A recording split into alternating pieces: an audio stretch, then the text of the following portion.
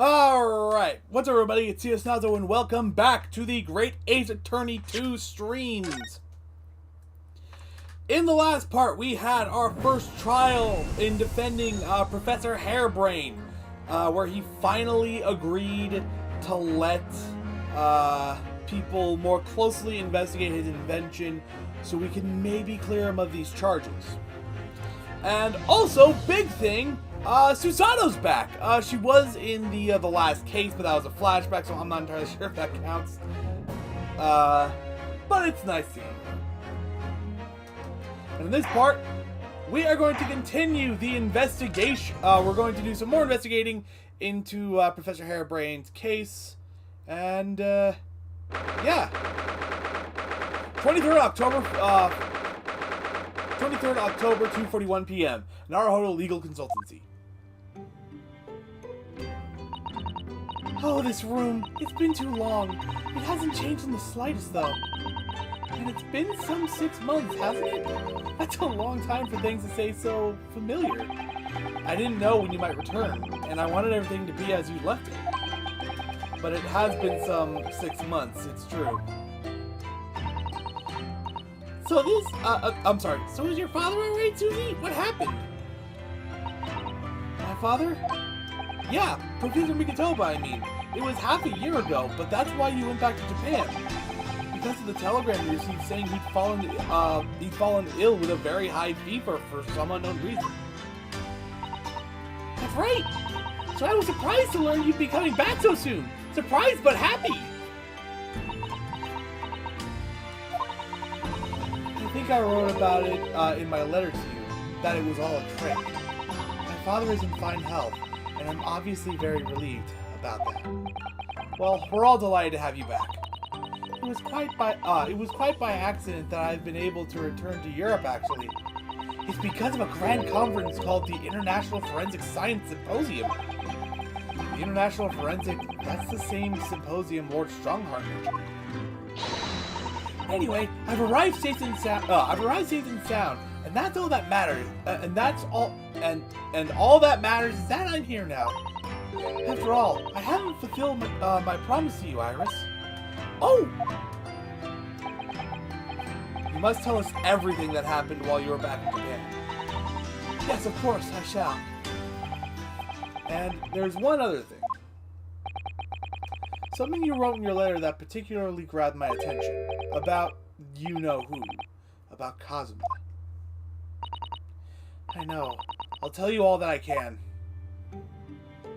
Converse. Back in Britain!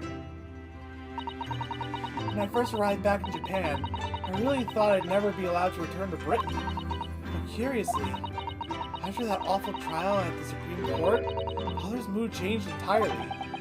The awful trial? Oh yes. For the murder of Jeziel Brett. Oh! You dressed as a man then, didn't you, Susie? Oh, well, yes. Since women are forbidden in the courtroom, I had no choice. Wow! Amazing! I wish I'd seen it! Don't you, Runo? Yes, I suppose so. I want to play at being a lawyer now! I could wear a false mustache, maybe! I don't think any mustache could hide the fact that you're just 10 years old, Iris. There's something else I've been wanting to ask you, Mr. Sato. It's about the real reason why Professor Mikotoba summoned you back to Japan. You said in your letter it was something to do with that convict's loot we found in Mr. Natsume's lodgings. That's right. The very large dog collar we found with the bee emblem on it. It seems Mr. Natsume included a drawing of the collar in the report he submitted about his time in Britain. I understand that when Father saw the report, he turned as white as a sheet. Why would that be then? Father came to Britain himself, of course, to study. It was some time ago now, but he stayed for 6 years. I can only imagine that something must have happened during that time. But if he refuses to tell me what it was, then I intend to find the answers for myself. And I've decided that I, for one, won't keep any more secrets. Oh, Susie! That's a very meaningful look Susasan is giving Iris there. Forensic Science Symposium. Lord Strongheart mentioned something about that symposium too. I think he said that investigative authorities from 40 different countries would attend. Yes, and from Japan, my father and Judge Jigoku have been invited. It's something of an honor, I believe. Well, Professor Migatoba is the leading expert in forensic medicine in our country, after all. But who's the other person you mentioned? A judge, did you say? Yes, His Excellency Judge Seishiro Jigoku. You've met him, Mr. Naruhodo. Last year, in the Supreme Court. You can't possibly have forgotten. That terrible trial of yours, when you were accused of murder. Yes. I try to think of that as a positive turning point in my life these days. Well, it was Judge Jigoku who presided over that trial.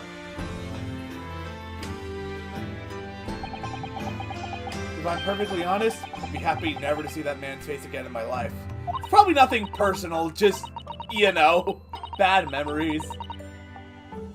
Oh well, anyway, as Father was invited to the symposium, he agreed to me returning to Britain too. He won't actually arrive until next month, but, well, I couldn't wait! So I pleaded with him, and in the end he agreed to me going on ahead. Yes, about the symposium. It seems as though Lord Strongheart has put an awful lot of work into making it happen. It's obviously very important. I believe it is, yes. As I understand it, Lord Strongheart organized the entire event himself. I think he's hoping that by achieving exceptional results, he'll get the job of Attorney General, the most senior position in the British justice system. He's hoping to use his power to create the world's finest policing institution.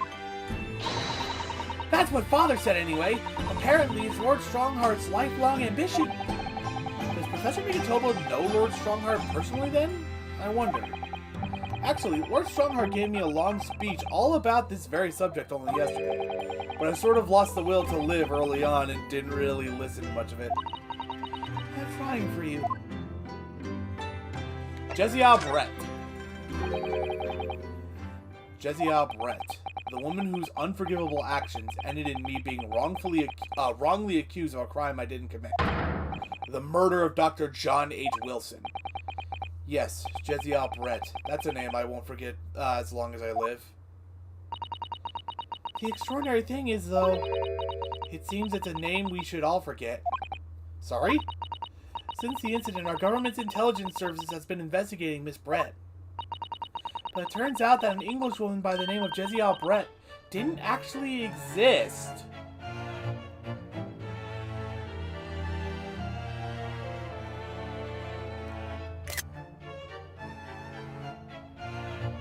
What? Didn't exist? But how could that be? It was a pseudonym. Her real name was Shin? And she wasn't a visiting student either. That was a front. Front? Who on earth was she then? Miss A. Shin. Mrs. Shin? Is that supposed to be some kind of a reference? Something I don't... Am I just not getting it? Miss A. Shin? Missing a shin? What? Her name is literally all our intelligence services have been able to ascertain about her. Nobody knows why or even how she came to be in Japan. It's a complete mystery. But that makes no sense. It's no easy task to be accepted as a foreign student anywhere. What could the woman have been up to? I'm afraid I really don't know. The only thing we can be sure of is that she had some business in our country that we don't yet understand. 1 second. And now she's been killed, while all the questions surrounding her existence remain unanswered. I'm afraid so. Aishin. Who on earth was she? Something tells me this Hound of Baskerville's trial is gonna go just deeper and deeper and deeper and deeper and deeper, and it's not gonna stop until the last case of the game. And why do I feel as though I've heard that name before somewhere? Miss Aishin. I don't remember it, but the fact that the game's saying, the fact that he's saying, why do I feel as though I've heard that name before somewhere, tells me that I should have heard that somewhere before. What about Kazuma? After my friend Ray's trial, the reporter who actually killed Miss Brett said something very strange. I know the truth! I don't remember what voice I gave this guy. I know the truth. I know you had a hand in what went on. In that visiting student's fate! Nobody here in Japan knows anything about it. They don't know that the guy never made it to England, that he died on the steamship, and that he'll never... Obviously, I couldn't ask him to elaborate at the time. But later, I visited the man in his prison cell and asked him what he was going to say about Kazuma-sama. And what did you learn? After he died on the voyage to Great Britain, his body should have been unladen at the port of Hong Kong and passed into the care of the consulate staff there. Should have been? Well, it turns out that his body never arrived. It just disappeared. Oh my fucking... That's just wrong on so many levels. What? Kazuma's body just vanished? Our government tried to cover the fact up, it seems. They erected a grave on the cliffs by our hometown. Except Kazuma-sama isn't there. Did Professor Mikotoba know about this? Yes, it would seem that he did. But he didn't tell me. They're still investigating what happened to Kazuma-sama's body as we speak. I just don't believe it! What is this acute feeling of apprehension I have all of a sudden? The Kazuma mystery. Thinking back now, some of the things that happened on the SS Buria were definitely strange. I mean, after he died, we never saw his body again, did we?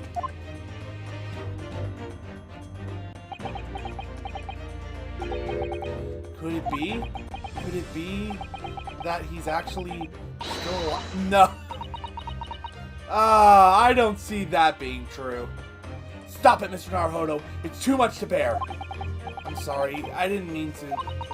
Just thinking about the possibility pains me so very much.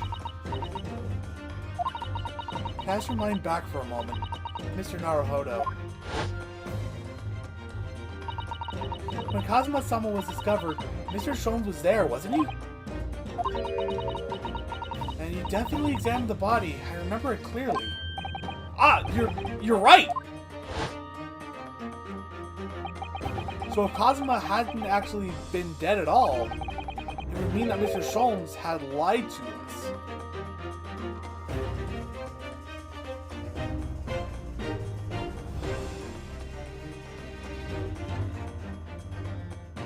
One second. I need to check something real fast.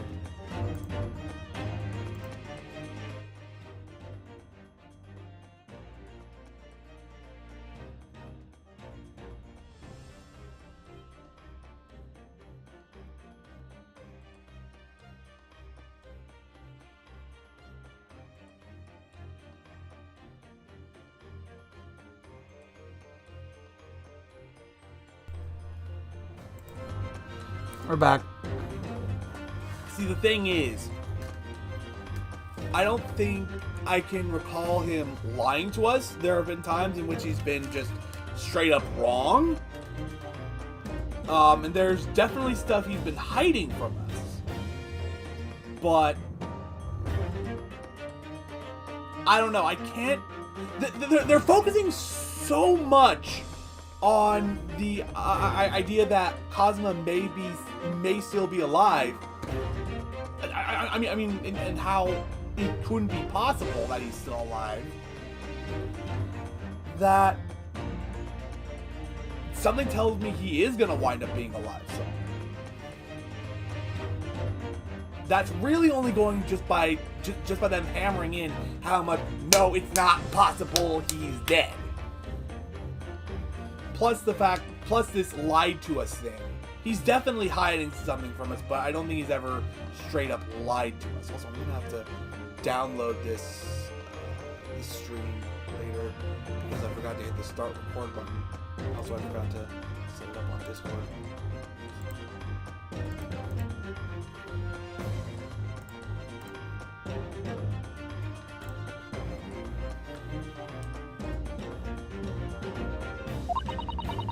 But there's no reason why you would possibly have done such a thing.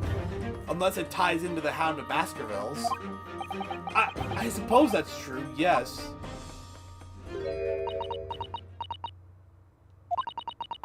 The idea that he might still be alive somewhere. It wants to fill me with hope, but I can't let it. Because if it turned out not to be true, then I'd be back at the bottom of that awful pit of despair again. I'm terrified of what that might do to me. Oh, Mr. Sato. I know she's given the idea that thought it deserves. It's Susato-san we're talking about after all. So I probably shouldn't push it now.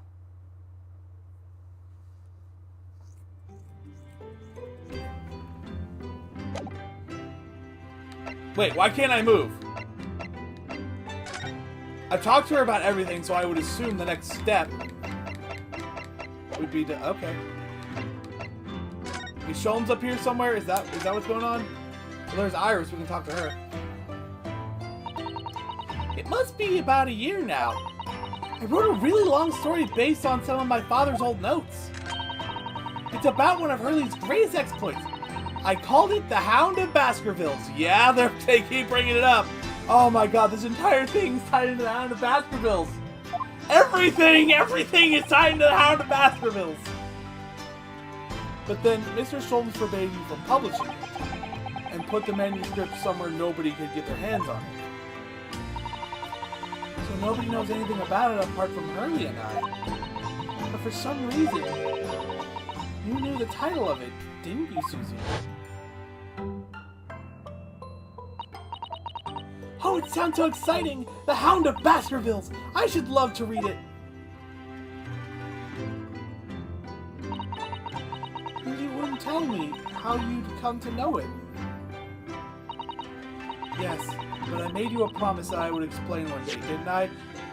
Mr. Naruhodo, is now the appropriate time to bring up the court record. I think it's time. Oh!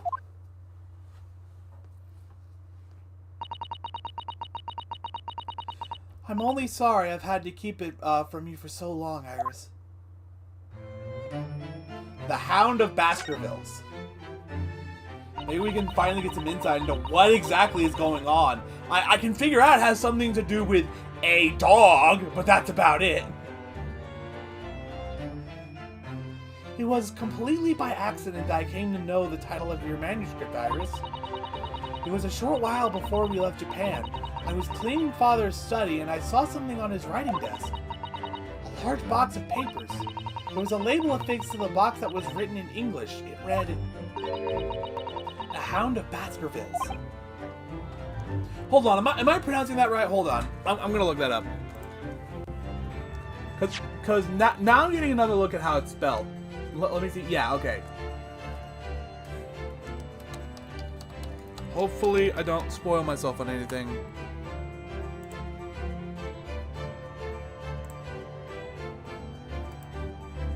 Baskerville. Baskerville. Baskerville. Baskerville. Baskerville. Baskerville. So I have been pronouncing it right. Okay.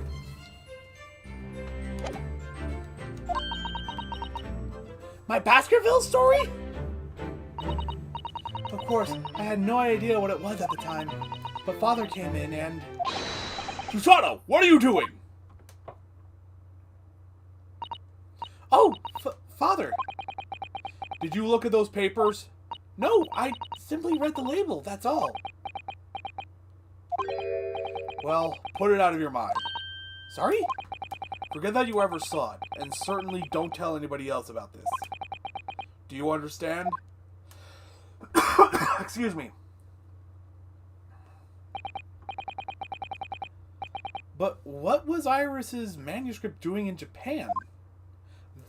Yeah, and how did you know it was Iris's? And how did you know she was planning on publishing it? I have so many questions.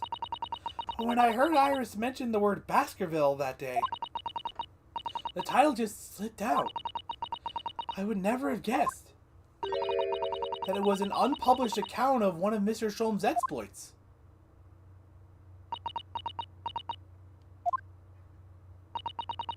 When I returned to Japan, I asked Father to explain, but he refused to answer my questions, and there was no sign of the big box in his office.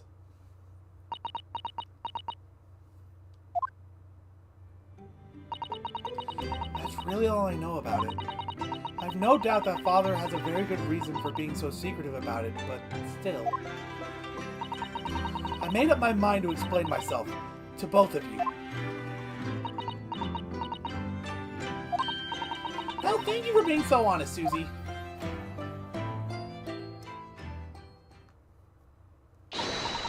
So, Mr. Naruhodo, I'm ready to start investigating if you are.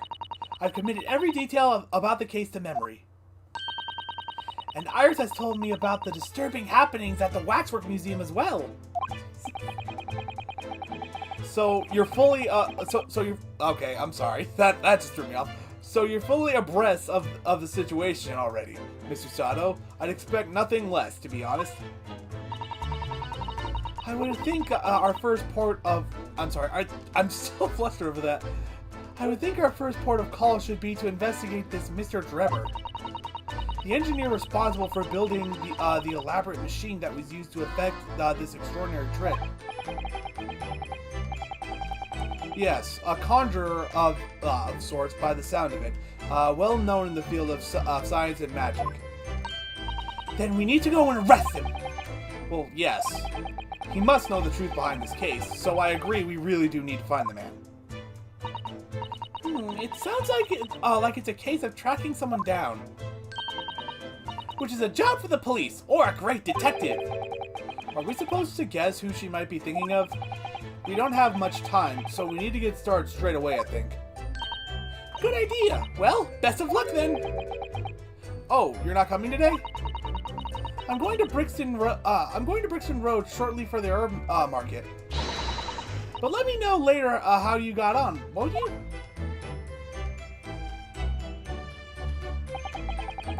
That was a little abrupt. The pull of the herb market must be strong.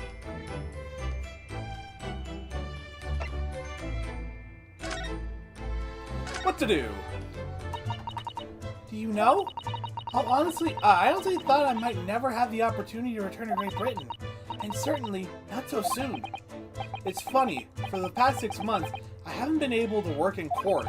Meanwhile, you've been raising a storm in the Supreme Court of Judicature back in Japan.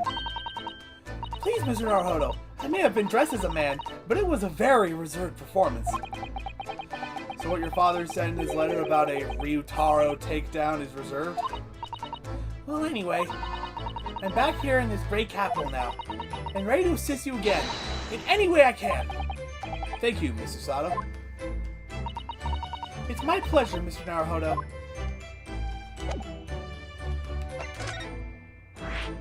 A new location has been added. The prison? Oh, experimentation stage. Madame Tussauds. What? I'm confused. What's this new location that's been added? I'm so confused. We've been to all of these places before. Excuse me. Oh, Mr. Sholm's-Suite is, I'm sorry. Oh, Mr. Sholm's-Suite is just as it was when I left. Is she, like, disappointed by that, actually? 23rd October. Sholm's-Suite. Nothing going on here. Actually, hold on. Before I do that, examine. Over here. Nothing. What's over here? Nothing. Good. We'll move on.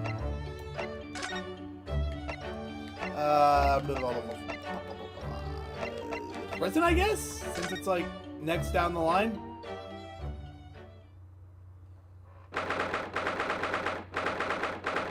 Ah. So you're Professor Gerald. What's he doing? Oh my! The whole wall of the cell is covered in mathematical equations! And he's still writing more now. Professor, sorry to interrupt. Oh, Mr. Naruhodo!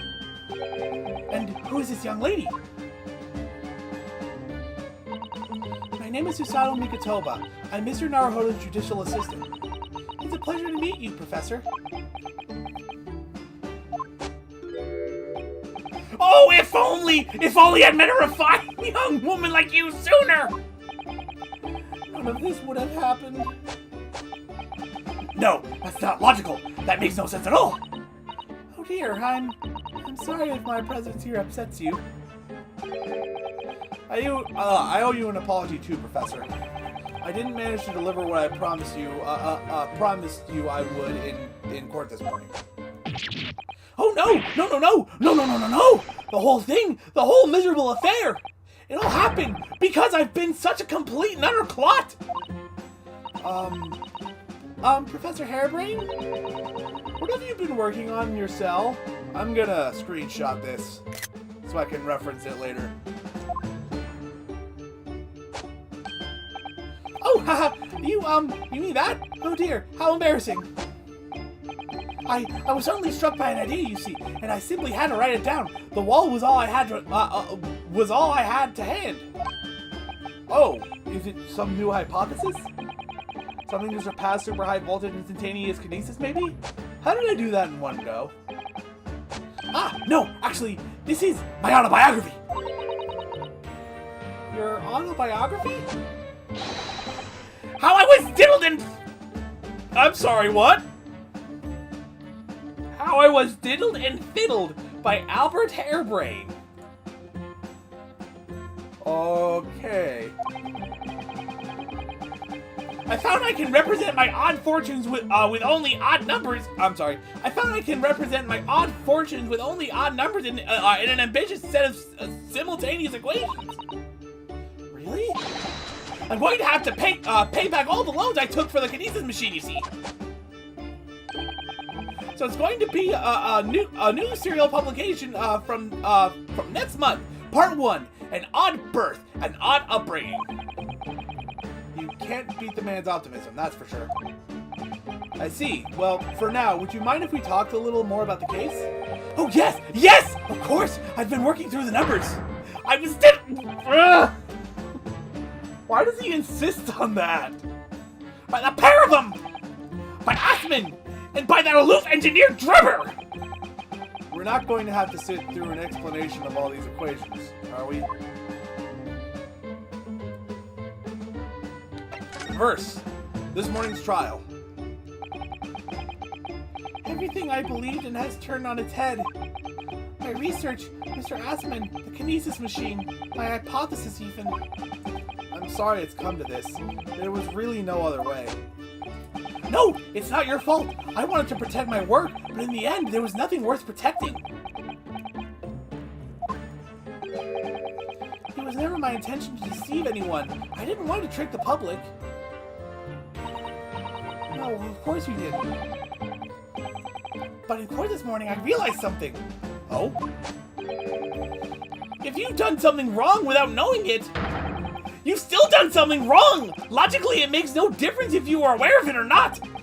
Ignorance is a poor excuse. The blame still lies with me. Oh, Professor.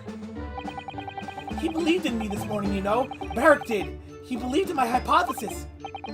Well, I think that was just a necessary factor in the prosecution establishing its case. No, Barrick wouldn't do something like that. I'm sure he genuinely believed it. Did he? I think I understand now. Why it was that he decided to take on the prosecution in my trial, I mean. Van Zeek's motivation. After the terrible accident happened, nobody would believe in my hypothesis anymore. Not the police, not the prosecution service, not any lawyers even. I feel like I dealt some kind of finishing blow there. So if any other prosecutor had taken the case, if it was anyone other than Barrick, I'm sure the prosecution would have declared my hypothesis a complete and utter nonsense. And in that case, you would have been declared a fraud yourself, Professor. Exactly, which would have been a fate worse than death for me. But Barrick insisted that I was a proper man of science from start to finish. You think? Oh, you think that's why he? I know him very well indeed. He's an extremely kind-hearted soul. But that extremely kind-hearted soul spent all morning trying to paint you as a murderer, didn't he? Well, admittedly, that part of the analysis appears to have some flaws in it. What about the whole Reaper side of things? How does that fit in with that kind-hearted soul idea? Mr. Aspen. Do you think he set out to trick me from the very start? I'm sorry to say, that does seem likely, yes. When I first met him, he introduced himself as a wealthy financier. He looked over the paper I'd written and said my work would benefit all humanity and must be pursued. He was so enthused. He was so empathetic. Emphatic. But in reality, he was a mastermind of some vast criminal network, it seems. I still can't believe it.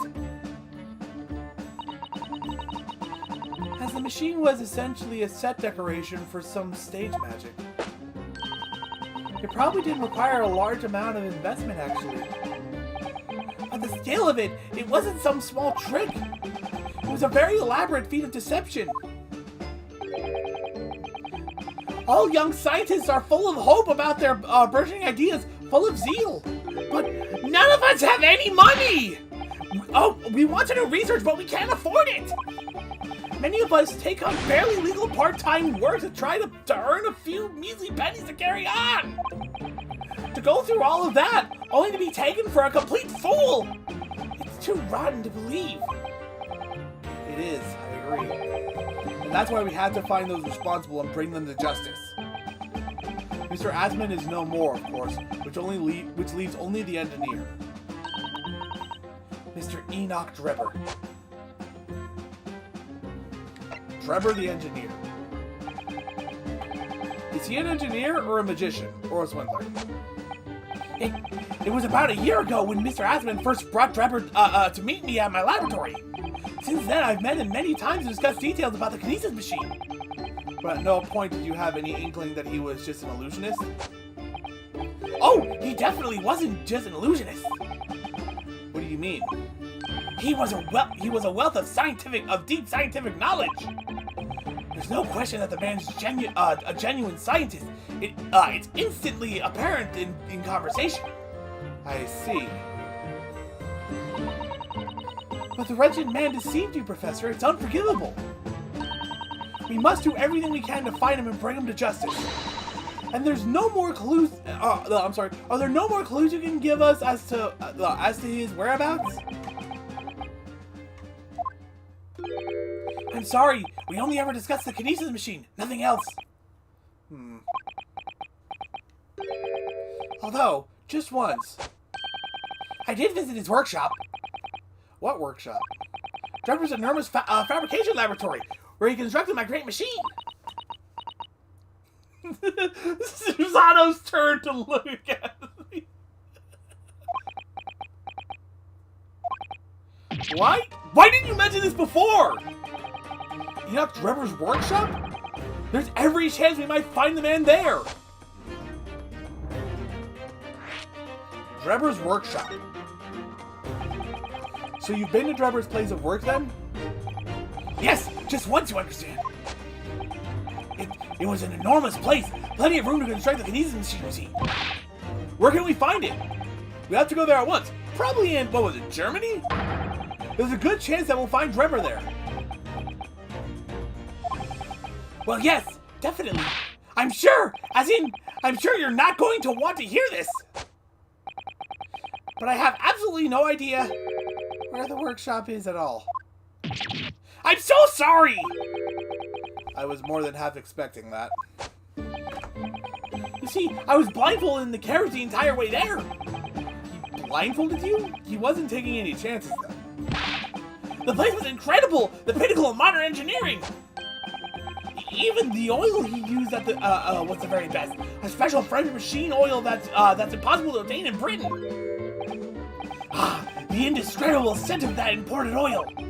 Perfumers across the world should forget their secret formula and use that instead. What do you think, Mr. Sato?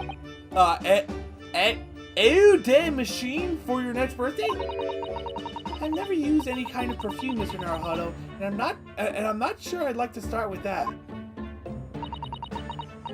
I don't suppose you know even part of the workshop's address, Professor. You don't have a business card for Mr. Drebber, for example. The man was clearly very cautious. Wait, hold on. The man was clearly very cautious, Mr. Sato. I'm sure he would never have. Aha! He has a business card. Yes, I do! He gave me his business card once! It's right here, look! Let me see that! Throw etiquette to the wind, why don't you? So, did Susato take it before me? Is that what happened? I didn't catch that. Enoch Drebber, engineer. I'm afraid that's all it says. There's no address. No. Oh well. I can't say I'm surprised. Still, this could be useful. Yeah, let's take a look at it. Excuse me. You don't have to. Whatever. We'll put it there anyway. Where's the business card? There it is. Examine. There's a $sign on there. His signature, Enoch Drebber, engineer. What's this? This dark smudge here. I think perhaps it's machine oil. Ah, yes, possibly. Professor Harebrained mentioned something about the oil Mr. Drebber uses, didn't he? He said it was specially imported, very high quality oil that's impossible to obtain in Britain. I'm sorry. Yes, that's right. But more importantly, that's more fragrant than the finest perfume. So excuse me a moment. Oh, it doesn't appear to have any scent at all. Don't worry. I expect that's just because there's such a tiny amount on here. There's a smear of machine oil on the other side. Okay.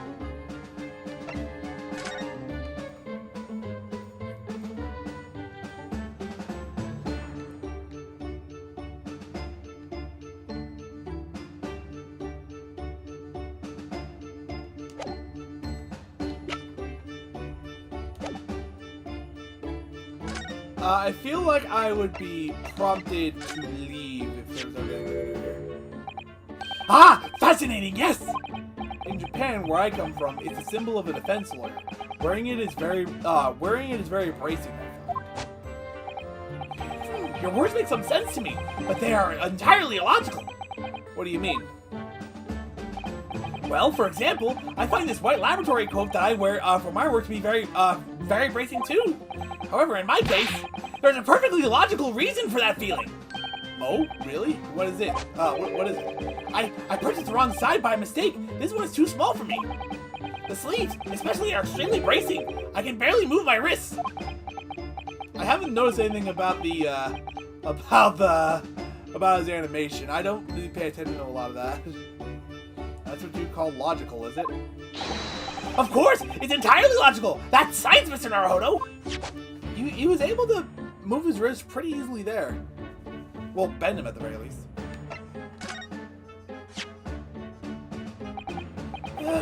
How could this have happened?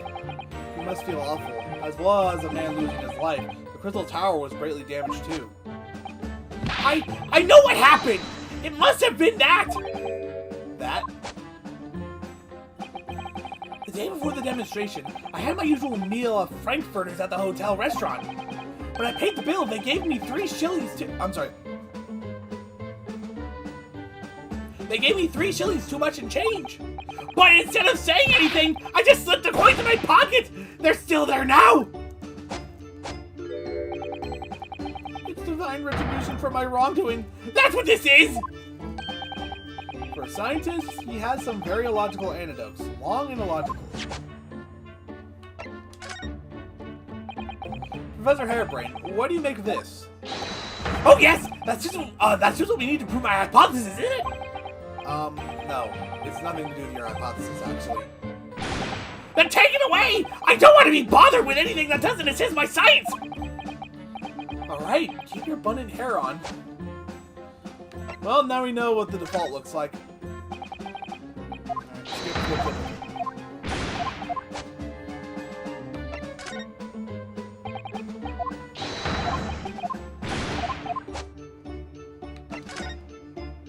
Oh wait, we got some.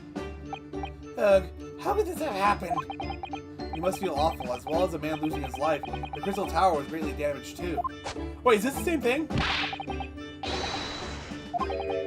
I think this is the same thing. Yeah, it's the same thing. Just with different evidence.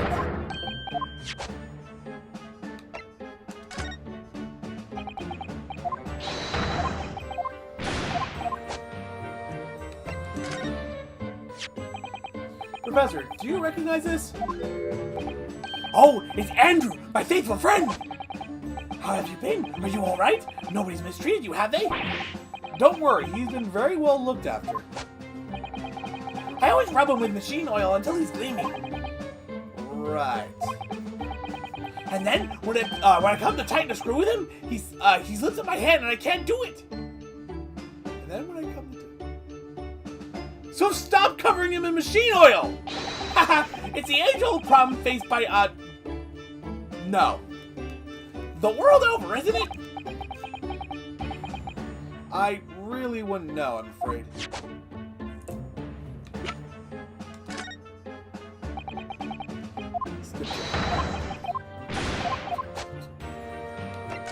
It's really cool, yeah.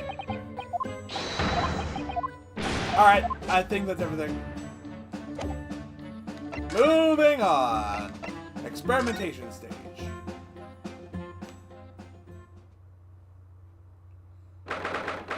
23rd of October. The Great Exhibition Grounds. Foot of the Crystal Tower.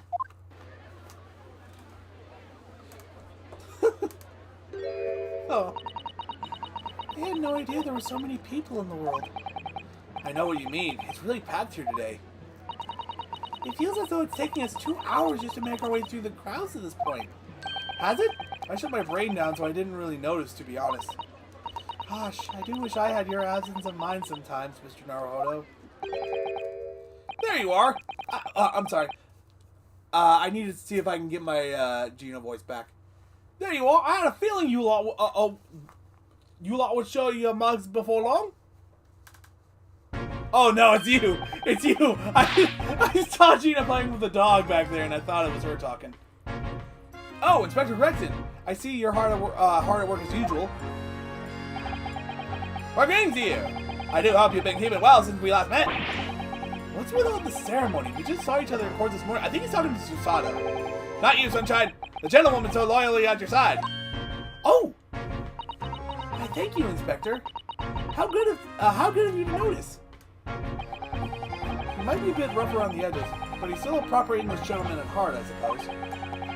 As you've probably guessed, we were hoping to investigate the scene some more. Right, well, that's the young trainee's domain. Oi, get over here, Gina! Now you have to get the Gina voice back.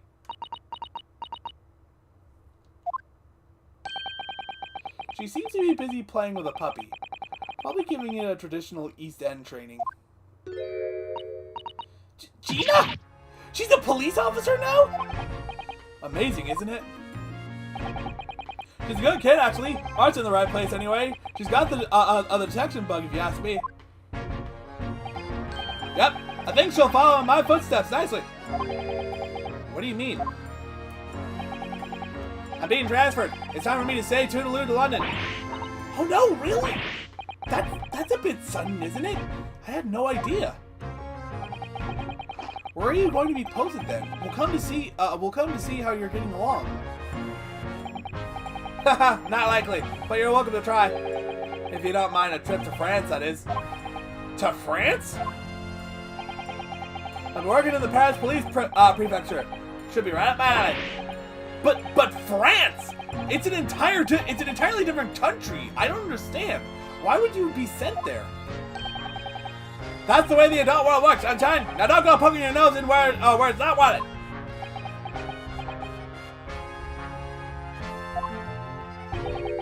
I'm intending to take the kid with me when I go. What? You're taking Gina to Paris? Well, I can't leave her here in London. Who knows what would become of her? I suppose he's worried she'd slip back into. He's worried she'd slip back into slipping her hands into people's pockets and purses. I don't think he's worried about her pickpocketing, Mr. Naruto. I think he's worried about the Reaper. Oh, of course. So that's playing on Inspector Gregson's mind too, is it? Anyway, I haven't mentioned any of this to Gina. So don't go blabbing, you hear me? No, of course not.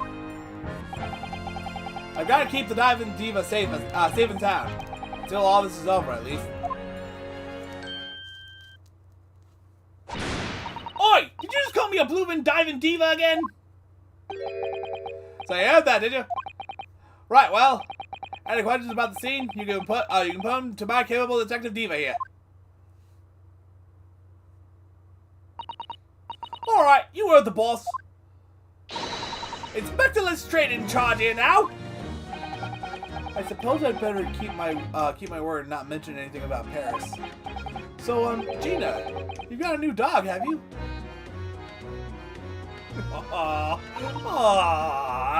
Any great? Dobby's the name. Oh, how delightful! He's absolutely adorable! Yes, the dog does seem lovely. But it's the not-so-lovely Inspector Gregson that's playing on my mind, to be honest. Converse. Investigating the scene. Gina, we were actually hoping that we could investigate the scene again. Yeah, alright. If it's around here, you can do what you like. Oh, that's alright, is it? I'm gonna be playing with me new friendie. Yes, Toby. Aww. The machine that exploded must be at the top of those stairs, I presume. I haven't actually seen it yet, so if you don't mind... Sorry, you can't go up there, Suze. Oh! It's like I told Odo yesterday. Even I ain't allowed near that wreck. What's it called again? The reason we ain't supposed to touch it? The Special Dispensation for Scientific Equipment Act? Is that what you're thinking of?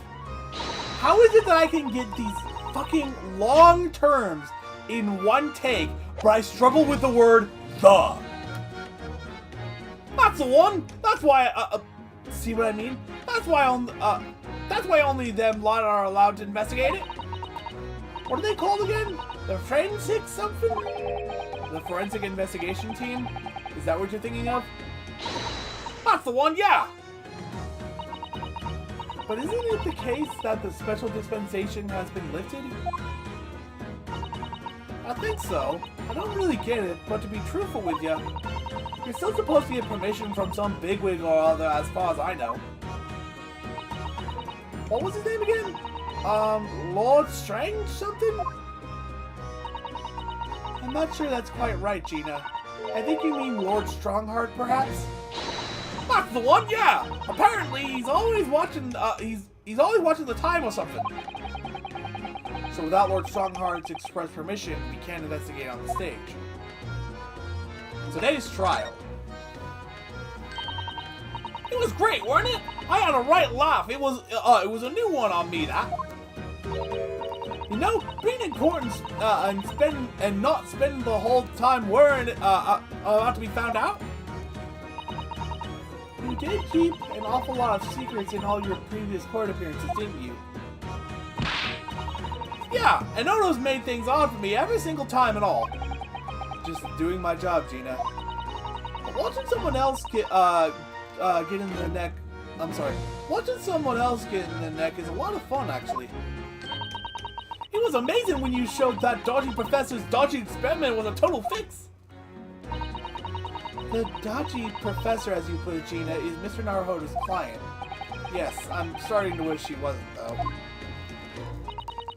It's the boss I feel sorry for. Sent off to do the impossible. What do you mean? He's supposed to arrest that cove, ain't he? And in time for tomorrow and all. You know, the dodgy engineer. What's his name again? Mr. Drebber, you mean? Enoch Drebber? That's the one, yeah!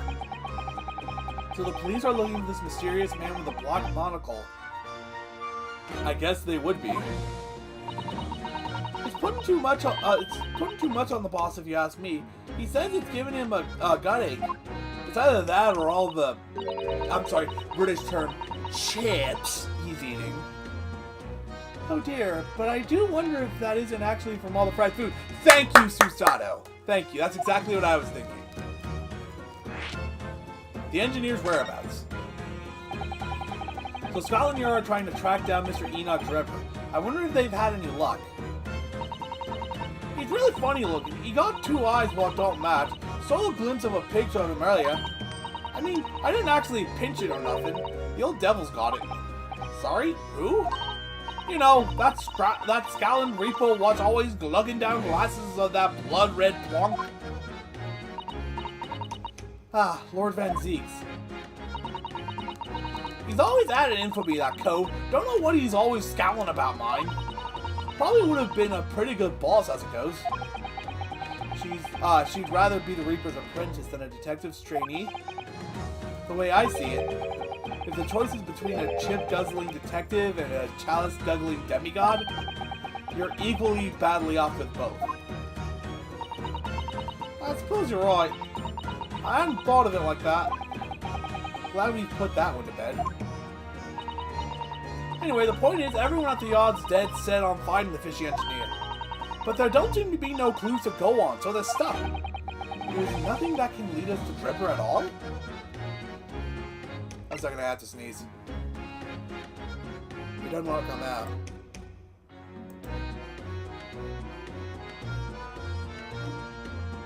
There we go, I got it out.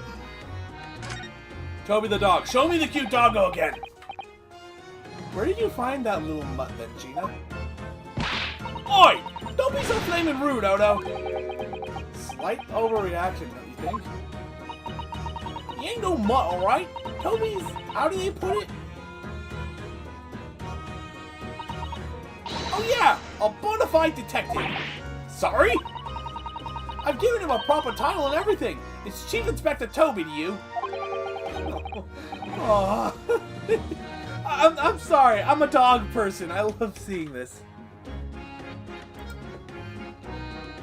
More senior than Inspector Gregson, is he? Oh, so he's a police dog, is he? The police recruit dogs now? I've heard that they're already being used officially in Germany as part of their city's policing. They're used for chasing criminals and such like. They have a wonderful sense of smell, after all. I have a fairly good sense of smell myself, as it happens.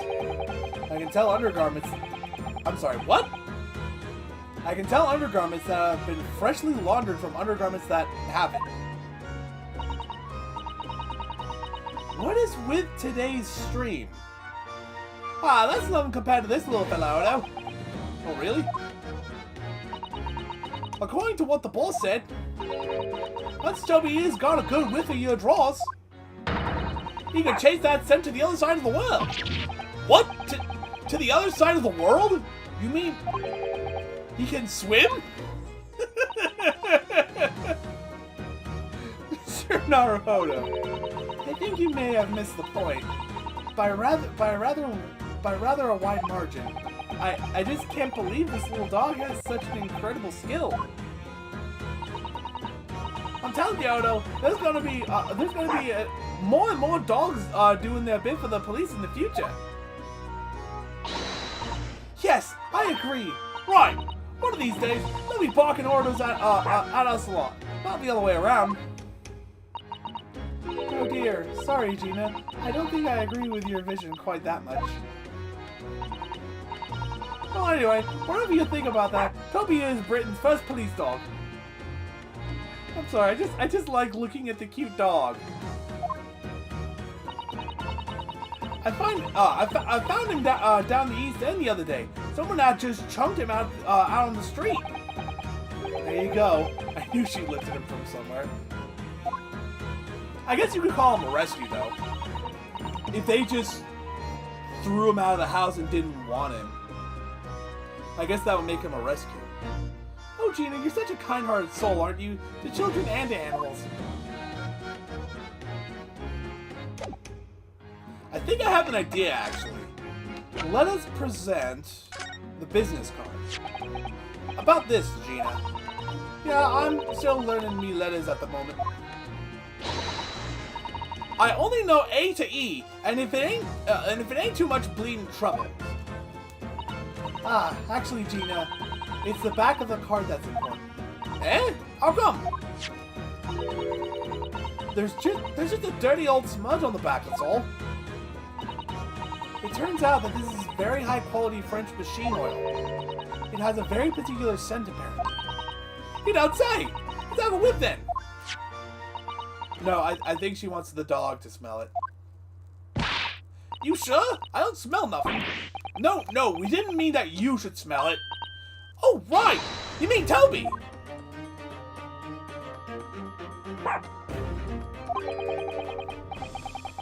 His sense of smell is so good he can track people over the oceans, can't he? Professor Harebrained informs us that this oil is unique to to Mr. Drebber's workshop.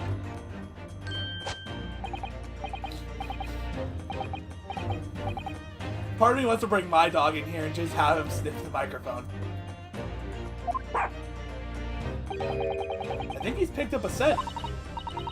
So you mean if he follows the if he follows the scent of this oil, Toby could lead us to that dodgy cove's workshop? That's right. That's exactly what we're hoping. All right then, we'll give it a go. I'll just borrow that. What? Wait. When did you? Once a pickpocket. If I can lead everyone to that Drebber's workshop, I'll be the boss's boss before next week. Oh yes, Gina. I'm sure you'll be promoted. Poor Gregson. The verse, can we... Oh, okay. I guess we just wait? Yeah, I guess we just wait.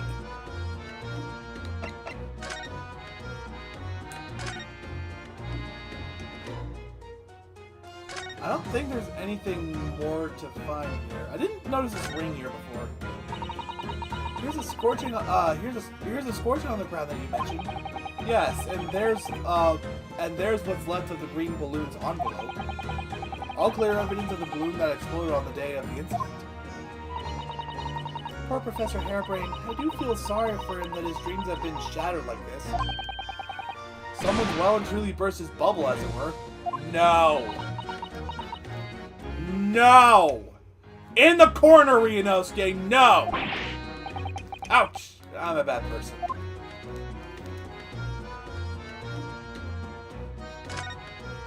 I'm just gonna... Oi! That's off limits up there! Try to sneak past me again, and I'll stuff your gulp full of the boss's fish and chips! Yes, please, I love fish and chips. I suppose we need special permission.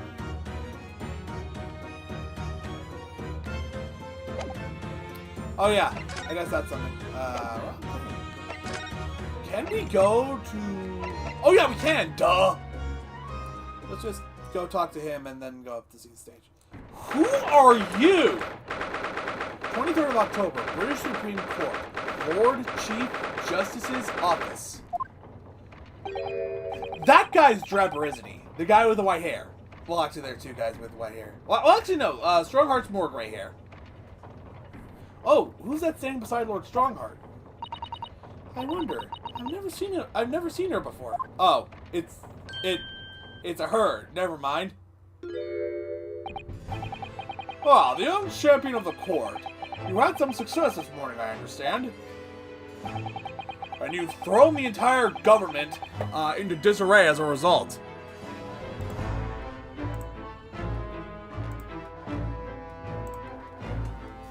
Sorry, I had to guess something. Oh! You mean because Professor Harebrained's equipment? Sham science being demonstrated at London's Great Exhibition. The country's been made to look foolish, and now politicians are scrabbling to respond.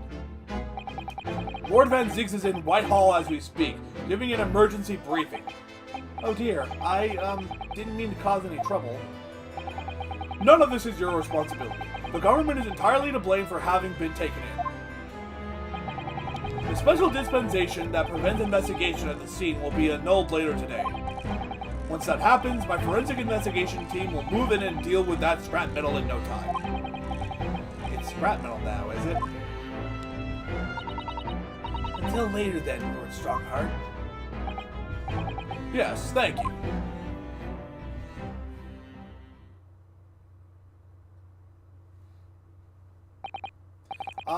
Who was that? That was Dr. Courtney Scythe, Scotland Yard's esteemed chief coroner. She's leading the forensic investigation team's handling of this case. She was just delivering her report about the victim, in fact. I'm sorry, that delivery on that one was off. Oh, I see, about Mr. Asmund. Following the outcome of the trial earlier, I asked the coroner's office to reevaluate its findings.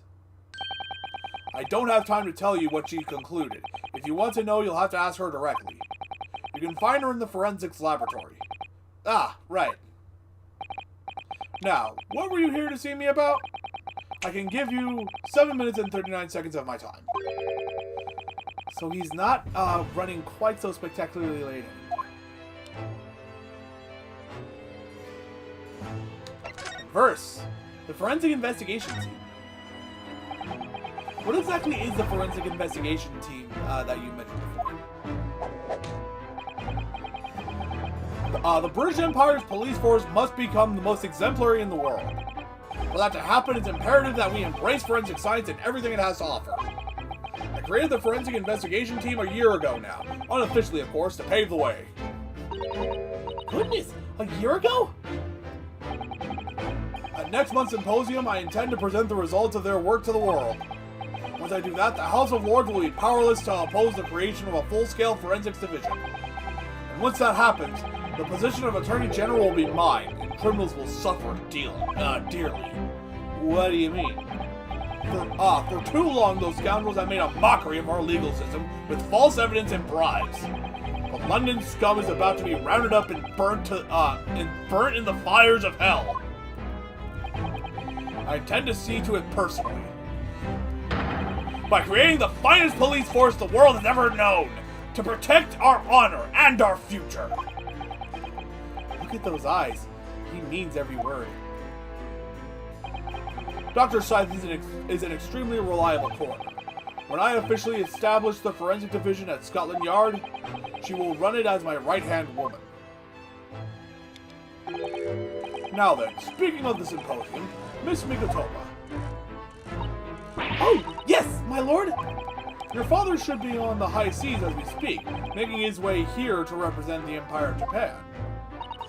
Yes, that's right. I understand he will arrive at the beginning of next month. Are you acquainted, Lord Strongheart? With Professor Mikotoba, I mean. It was many years ago now, but yes, I remember Dr. Mikotoba very well. Dr. Mikotoba. If my memory serves, it was some 15 years ago now that your father came to Britain as a visiting student. It was the year I was born, so yes, 16 years ago in fact. Mikotoba was a young practitioner of forensic science, and Jigoku accompanied him as a young promising judge. The punctiliousness and politeness of the Japanese at the time impressed us greatly. Not that I wish to imply impoliteness or carelessness on your part, anyway. I didn't think that you were. Dr. Mikotoba studied forensics at one of London's large hospitals. St. Sinners, if I'm not mistaken. Dr. Scythe was also there, as it happens. Then, Dr. Scythe knows my father, does she? She was a young medical assistant at the time, so I doubt their paths crossed regularly. But I've no doubt they knew each other superficially. After all, Dr. Mikotoba was here studying his subject for some 6 years in total. 6 years? That's a long time to be studying abroad, isn't it? I lived with my grandmother in those years. So he left his newly born daughter behind and went overseas for 6 whole years? It was a rather turbulent time at home. Oh. Perhaps Father wanted a reason to get away. What do you... Oh, I don't like where this is going! What do you mean? Why?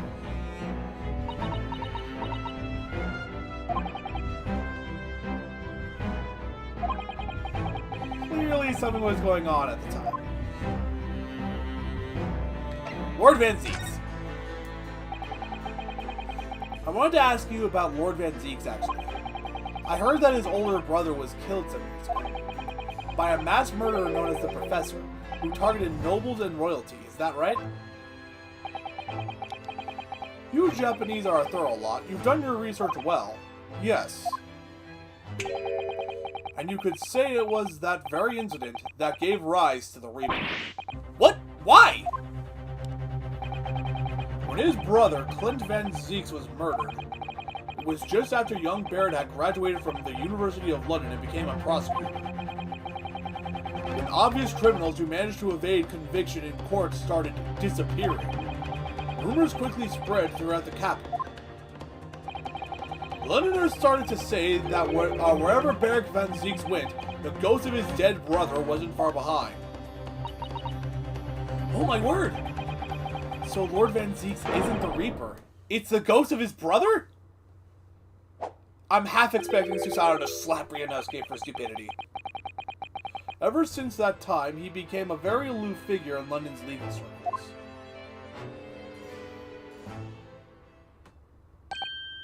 Oh yes, Lord Strongheart. Go ahead. It's about Professor Harebrain's experimental machine. We'd like your permission to examine the remains if possible. Are you well versed in science then? Not in the slightest. In fact, you could say I was barely aware of the subject at all until recently. Well, the special dispensation legally preventing investigation of the machine is currently being annulled. Within a few hours, Dr. Zeiss' team of forensic experts will begin their own investigation. But I suppose until then, there's no harm in you looking at the wreckage, as long as you touch nothing. Thank you. Being able to look at it is better than nothing.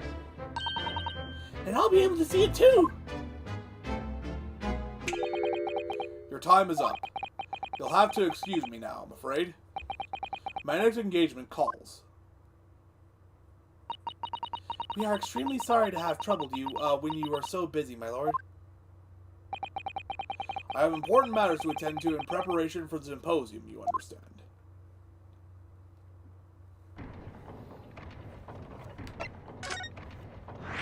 I'm sorry, I need to make some disgusting sinus noises.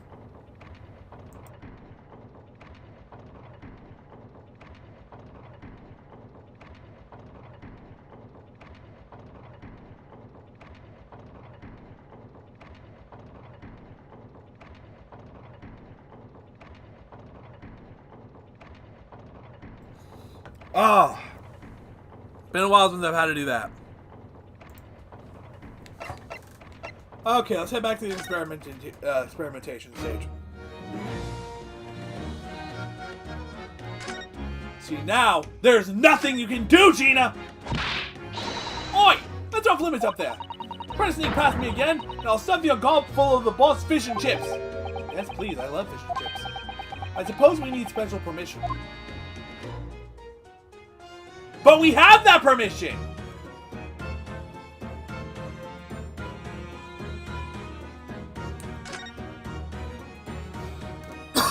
We have that permission, we just got it!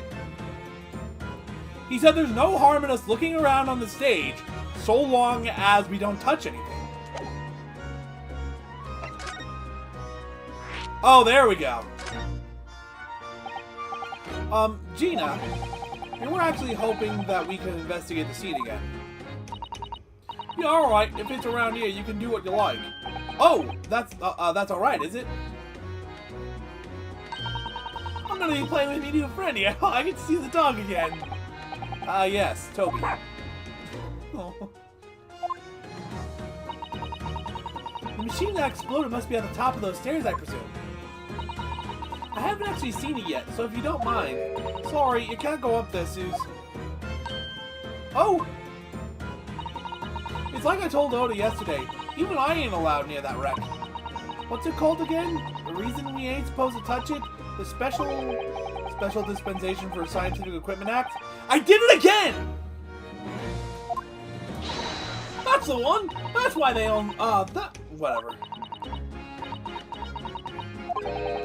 The Forensics Investigation Team? That's the one, yeah!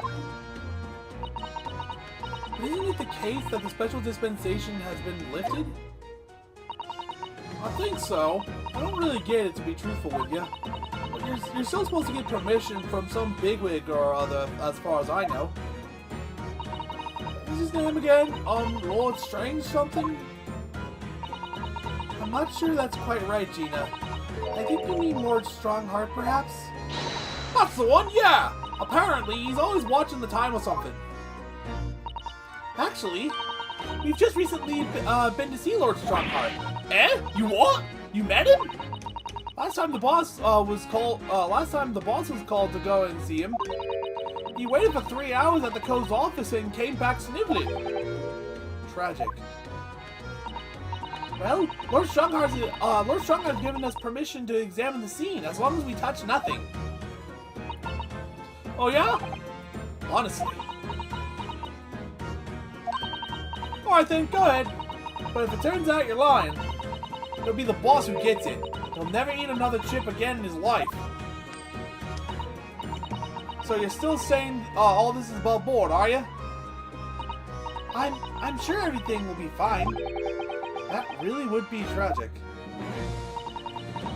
Alright then, them's the stairs. Off you go. Oh, thank you, Gina.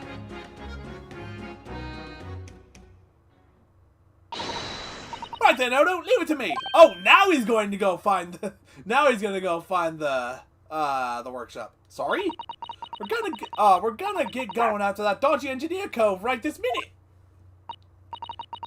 Oh, but hang on. Someone's supposed to be on guard duty here all the time. I'm afraid we can't help. We need to get on with our investigation as well, Gina. Oh, right. Oh well, never mind. It ain't gonna be me what gets in the neck. It'll be the boss. Poor Gregson again. Ready, Toby? Got that oil sent out? Come on then, boy. See you later. I really hope she's alright. Because Gregson was just talking about the Reaper of the Bailey and the Reaper's Curse, and now she's going off on her own with a small dog to find a criminal. I really hope she's going to be okay. I do hope the scent of that oil leads them to that swindler's workshop. Yes, I hope so too. Ideally before the dog swims across the channel to France. Alright, let's head upstairs. Yada, yada, yada. We already know that goes to the top of the stairs. Though I don't know what else we're gonna find up here. We were already up here. What else are we gonna find?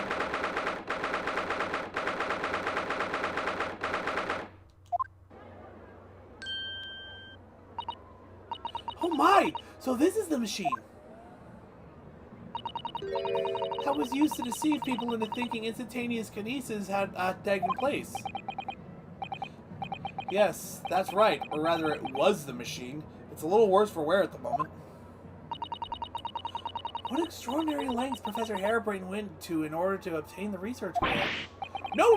The professor was tricked as well. He didn't know anything about it. Yes, of course. It is amazing, though, isn't it? The scale of the World Fair is so very British. You're right about that. You'd never see such a grand deception in Japan, that's for sure. Oh, look! Is that? Oh, there he is! Lord Van Zieks? He's gonna see. I genuinely want to know how he reacts when he sees us. So I think we're more or less done here, aren't we? Shall we, Mr. Sony? Already? He is the Reaper, remember? We do well to keep our distance, I think. But we have permission to be here, from the top. We're perfectly well allowed to investigate this machine, as long as we don't touch anything. From the top? Do you mean Lord Strongheart? Exactly. So we can stay here and stare at this wreckage for as long as we like. She could have been at the center of the explosion here, and it wouldn't have bent her steel will. Alright, what's up, Vampire Man? Least approachable man in the world, Winter. 10 years in a row. Be strong, Mr. Naruhodo. Your country and your assistant stand firm behind you. Lord Van Zeeks?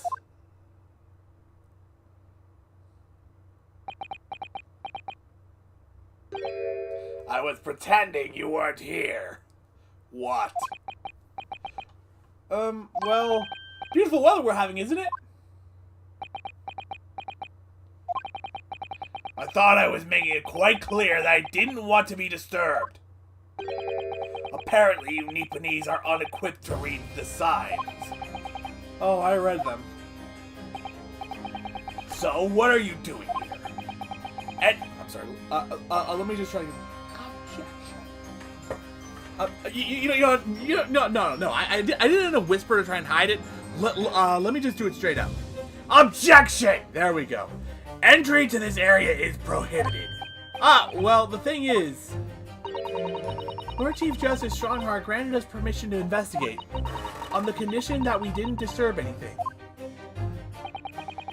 And yet you managed to disturb me. Never mind. State your business then. Come to think of it, there are quite a few things I'd like to ask Lord Van Zeeks about. Not least of which is that awful case, even though it's nothing to do with this. Ask away, Mr. Naruhodo. You won't know unless you try. Your brother Clint. So, Clint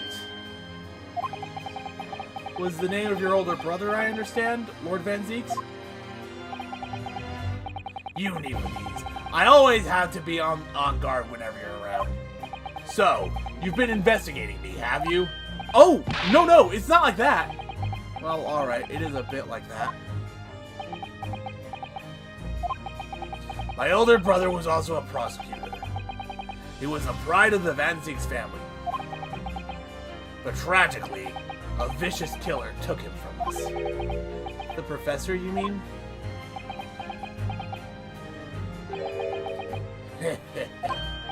Is something funny? That's the extent of what you've discovered, is it? I shouldn't be surprised. Sorry? There's more to it then? How many times have we beaten you in court, dude? 1 second.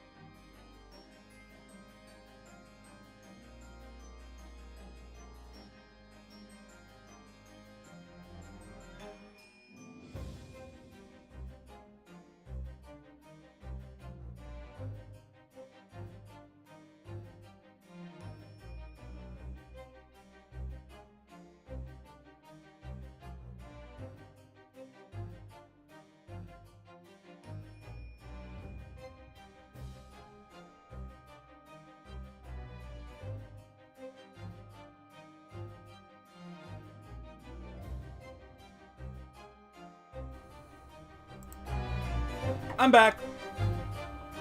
If you hear barking in the background, my mom got the dog a new toy. And the first thing he does at a new toy when he gets it is he barks at it. So if you hear barking in the background, that's the reason why. And please just pretend that it's Gina with Toby in the background looking for the engineer. Lackluster work is very much your trademark, isn't it? Like I said before I went off, didn't we? How many times have we beaten you in court? Not counting the one weird trial with McGinnis. We got Soseki-san twice actually. We got Gina.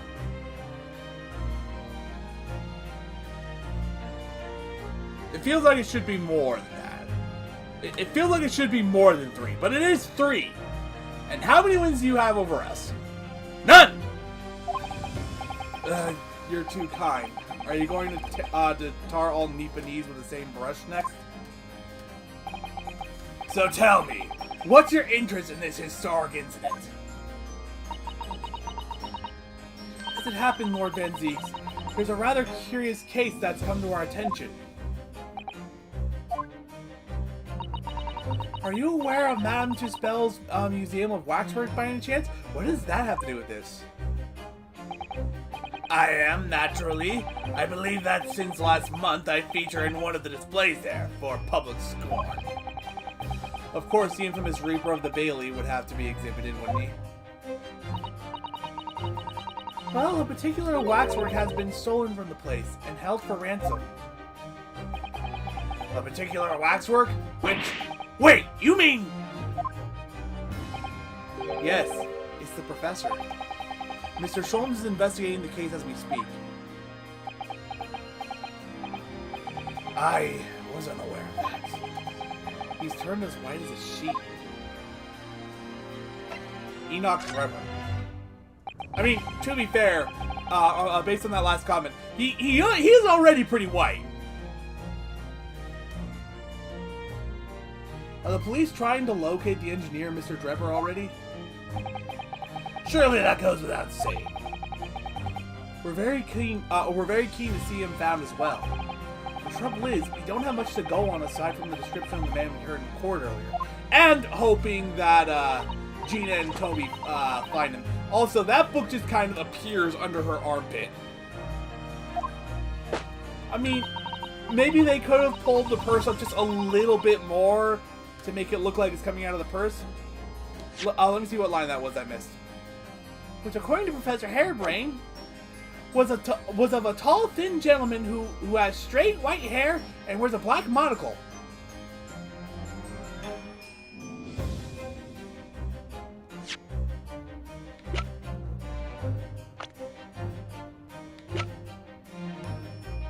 Okay, no monocle.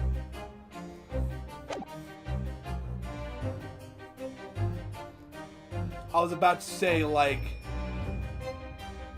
I don't know. So, I was just wondering, I mean, I realize it's probably not possible, but, we'd very much appreciate any more clues you can give us. Wow, Susasan really knows how to take the bull by the horns. Fine, why not? I have a photograph of the man here from an investigation 10 years ago.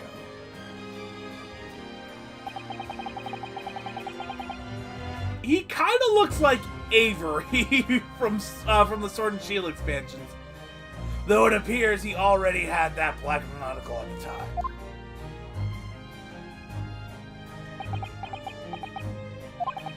What? Oh, no, nothing. I was just surprised that you shared with us. That you shared that with us. We all need the man's testimony in court tomorrow, which means we have to do everything we possibly can to track him down in the short time available. So why wouldn't I show you the photograph? What is it about Lord Van Zieks? Sometimes I just can't work him out at all. The photograph of Drebber has been entered into the court record.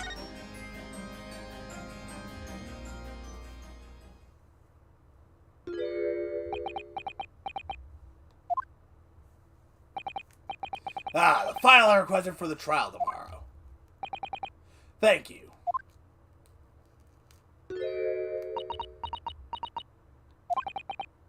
Are you alright? Who is this man, Mr. Naruhodo? Lord Van Zeek's apprentice, apparently. So I'm not the only one. Susato-san can see it too. Lord Van Zeeks, maybe speak with your apprentice for a moment? I don't think he talks to anyone other than Van Zeeks. With him, why?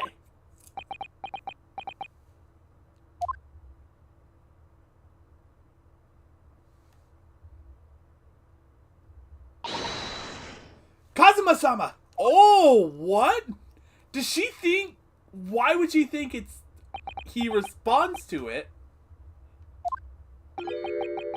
Kazuma?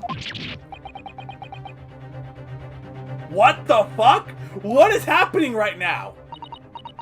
Your posture, your presence. It can only be...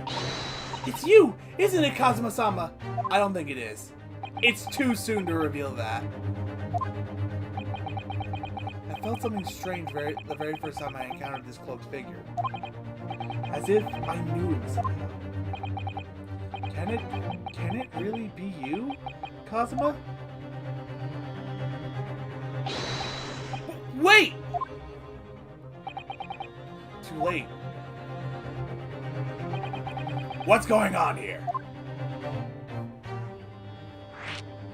Your apprentice. What is your interest in my apprentice exactly? You act as if you know the man or something. Well, since when has he been in your care? I don't recall you having an apprentice before I left Britain 6 months ago. Lord Strongheart introduced him to me about 3 months ago now, with instructions to mentor him as a prosecutor. But he didn't tell you why, did he? The man appears to be suffering from amnesia. He's forgotten every last detail about himself. Kazuma did take a hit to the head. Really? Are they doing this? I don't know how to feel about it. Tomorrow he will appear in court at my side. What? He's to serve as my judicial assistant on Lord Strongheart's orders. He'll be in court with us? Now then, unless I'm much mistaken, I believe this conversation has run its course. Oh, yes, thank you. I definitely saw a reaction there. Yeah. When Susato-san called out like that, it really seemed to hit a nerve. When she called out Kazuma-san.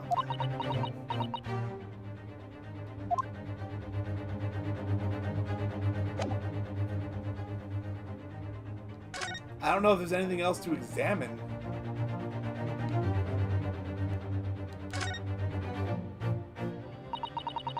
A terrible explosion it must have been. Even the steel girders have buckled and twisted in the blast. What they call the bird cage was right in the middle of it all, just here. But look, Mr. Naruhodo, that metal grill on the floor. It looks as though it's designed to open. Yeah, it does actually. It does, doesn't it? The floor had opened at the precise moment the explosion occurred.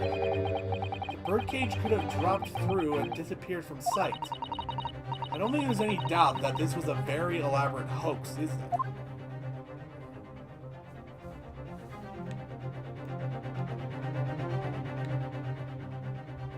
So we discovered that the birdcage was designed to open.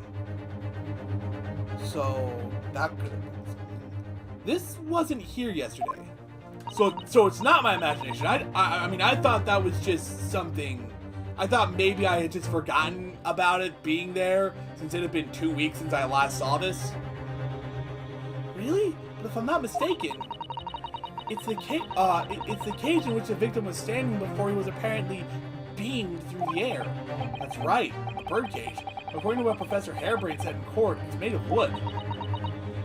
More precisely, Japanese cypress, I think. And despite having been in an explosion and falling from a great height, it's relatively unharmed.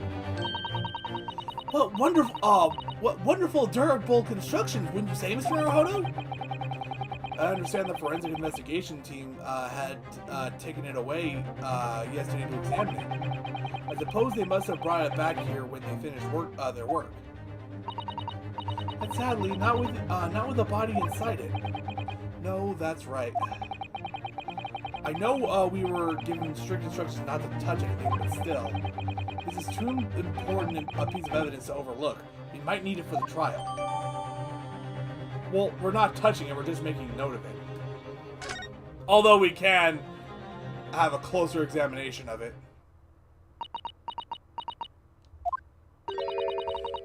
You'd already met that masked man, hadn't you, Mr. Naruhodo? Yes, yesterday in fact. At Lord Van Zeek's office. I see. And if Kazuma-sama really is still alive, it means that Mr. Sholmes lied to us. I know. We're going to need to speak with him about that. You're going to have to leave now. The forensic investigation are due to arrive shortly. If they find you here, it will cause problems. What sort of problems? Foreign affairs problems. Well, we could do without that. Alright, we'll be on our way. Let's go, Mr. Sato. Of course.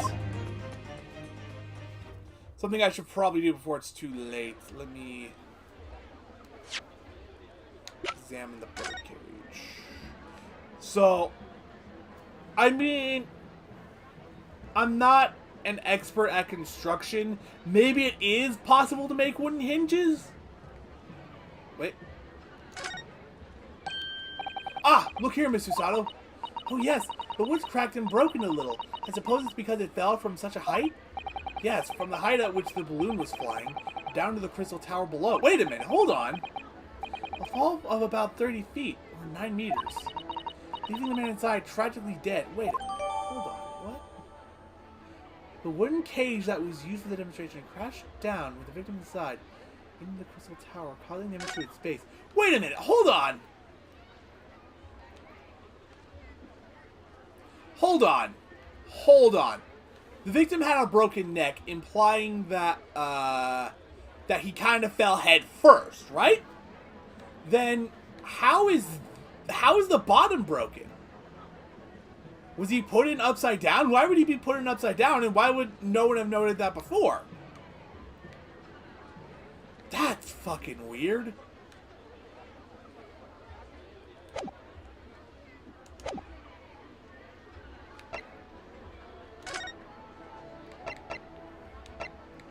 Forensics Laboratory. That's a new one. 23rd of October. Forensics Laboratory. I believe this is it. Dr. Site's laboratory. That chemical smell really assaults the nose, and there's plenty to assault the eyes in here too. It looks as though the doctor isn't here. But we're here now, so we may as well do some sightseeing, do you think? What a seasoned tourist you've become, Miss Usato. We could just have a look around a little, but being careful not to upset any restless souls. Well, the first thing that comes to mind is this, though that's nothing apparently. A table and a set of sharp tools. When you consider each in isolation, it all looks quite innocent. So why is it that when you put them side by side, they seem horribly disturbing? It might be best not to ponder it too deeply. Seeing the large tome that's open on the desk does make me wonder, though. How can anybody concentrate on bookwork with this, acrid odor of chemicals in the air? You'd either have to have a cast iron constitution or a really terrible sense of smell, like I do right now after having to speak for so freaking long. Brains in jars! Those jars seem to have pale things floating around inside them. I suppose they're... One second, I gotta take care of something.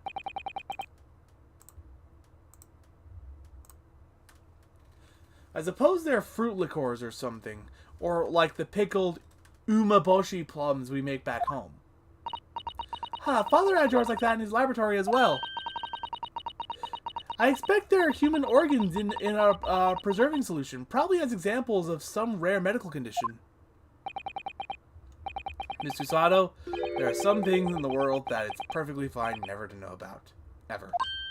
Oh! So as I said, I'm sure there are fruit liqueurs or some umeboshi, aren't they? Of course.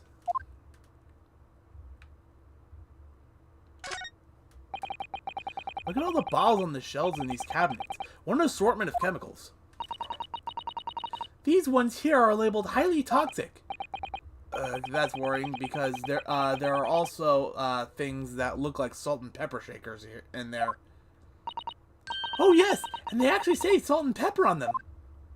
So are they actually salt and pepper, or is this just the coroner trying to fuck with people who walk into the thing? Walk into her office. Life goes on even when you're surrounded by death. Hold on, did I miss a line? The doctor probably spends a lot of time in this room, I suppose. Perhaps she meals here sometimes. I don't like the idea of a coroner using the same knife she cut her steak with to cut open a body.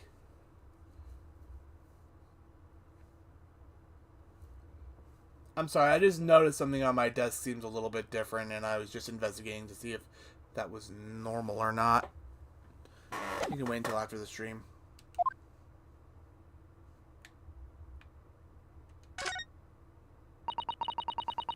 I suppose this is Dr. Scythe's desk. I would not like to work in a place like this. It's very tidy though, isn't it, Mr. Naruhodo? Imagine how efficiently she must work. The lighting is poor, which is bad for the eyes, and the chemical smell can't be good for you. Not to mention the skeleton watching over you as you work, which is definitely bad for the nerves. Well, yes, those are valid concerns, I suppose. I can just about cope with a one-eyed Daruma doll watching over me, but that's all. Spooky, scary skeletons. 1 second, I gotta make disgusting kind of noises.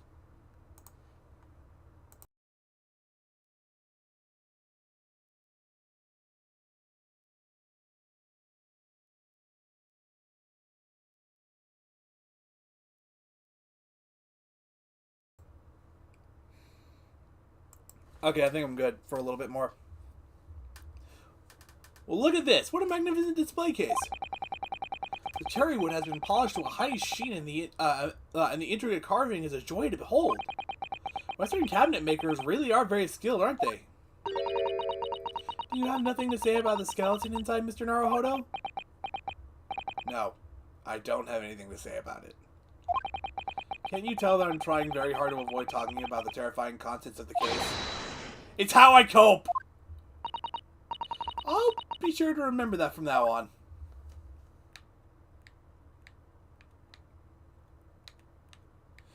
It's weird that I can't examine this. And I think that's everything I can examine in here. Wait! I can examine the birds on the top of the thing. That looks like an owl and a crow up there. I know, and they haven't even twitched since we came in here. Well, no, they wouldn't have. They're taxidermy mounts, Mr. Naruhodo. Ugh, I was afraid you were going to say that. I've been trying very hard to tell myself they're just sleeping with their eyes open. Yes, I think perhaps you were wise to put something like your Daruma doll on display in the office instead. Is that everything? I think that's everything, which tells me we're not supposed to be in here yet. So why'd they put an exclamation mark next to it? Whatever. Madame Tuspells!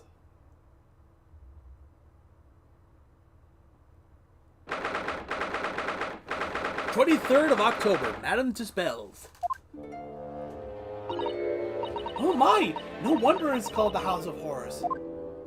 I'd like to turn on my heels and go straight home, via the confectionery.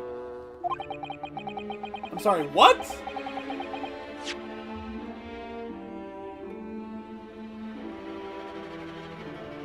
I'm sorry. sorry, I need to look up confectionery now. Hold on.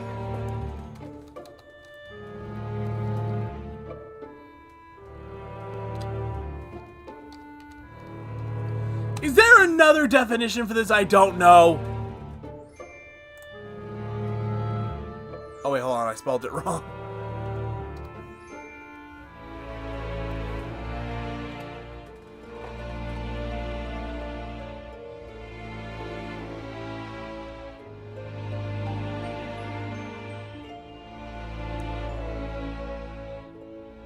All I'm getting is cupcakes.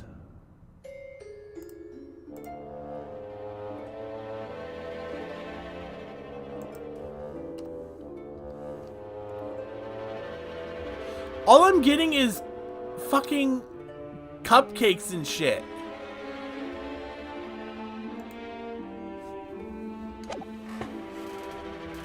Being scared makes you crave sweets? That's exactly what I was thinking. I can understand that. I was looking forward to a reunion after 6 months away, but there's no sign of Mr. Sholmes anywhere. That's strange. He should be here investigating the abduction of the Waxwork. Oh well, I suppose we'll just have to come back again later. He's behind the curtain.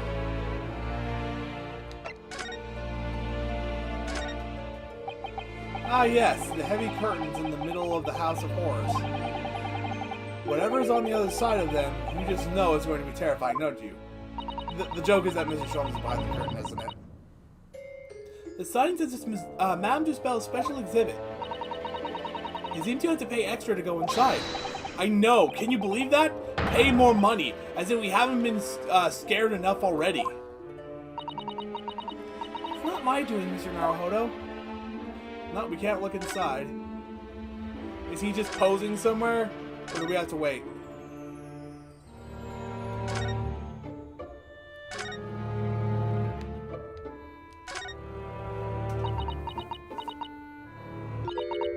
This one's posture reveals his weakness. Sorry? The killer's stance leaves him wide open to attack. I'm quite sure I could see him off. With a Susato takedown, then a Susato squash, finally a Susato smash. Please don't perform any of those on Ryunosuke. Right. And if that doesn't render the culprit unconscious, a Susato slam should finish him. A Susato slam? Oh, I'm sorry. It's rather hard to explain. No! Leave yourself open slightly and I'll demonstrate. No! No! No! Absolutely not.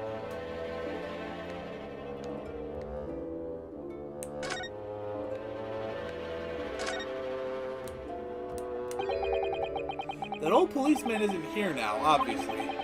I still can't believe he just happened to be on the jury, though. I understood that London has a population of 6 million people, and yet... You do seem to run into the same people disproportionately often, don't you?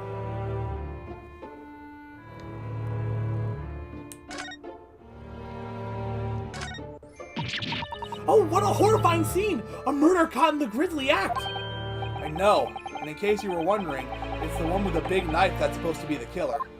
I don't think anybody would be in doubt about that, surely.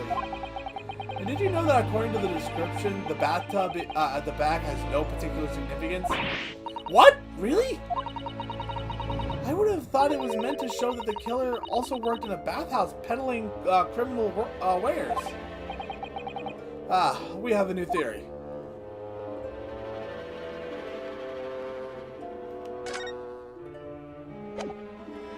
Wait, hold on. Okay, no, I just saw 2 buttons for look around. I'm just like, wait, can I look up?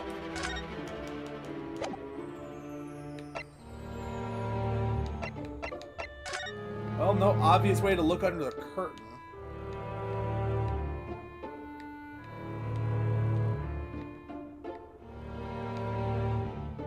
Yeah, nothing else to examine here, so we're just gonna move on. Back to the forensics laboratory. Can I do anything here now? Nope. Okay. Back to the experimentation stage. Nope. Okay. To the prison.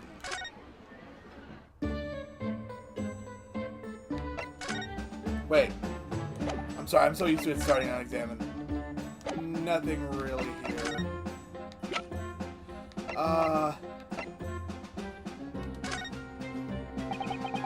Professor Hairbrain, what do you make of this? So he has nothing to say to the picture of Trevor. And the wooden bird cage. And he has nothing to say about that. Okay. Move. Strongheart's probably not there. Shulm's sweet. Maybe Shulm's back home?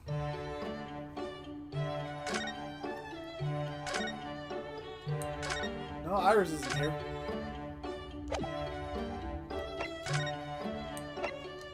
Legal consultancy? Okay, I do actually kind of like this music.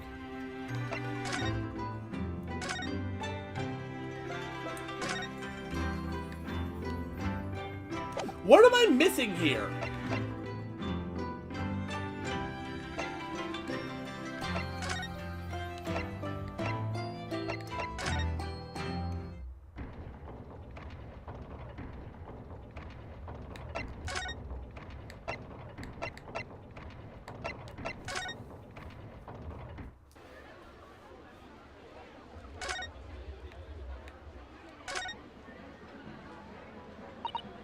Ah, the Crystal Tower.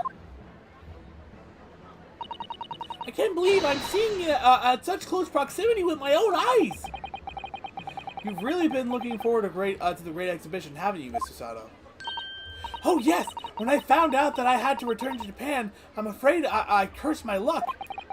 But here you are, back in London, gazing up at the magnificent tower. I know. Perhaps I was wrong to curse my luck so harshly. So we can't go in.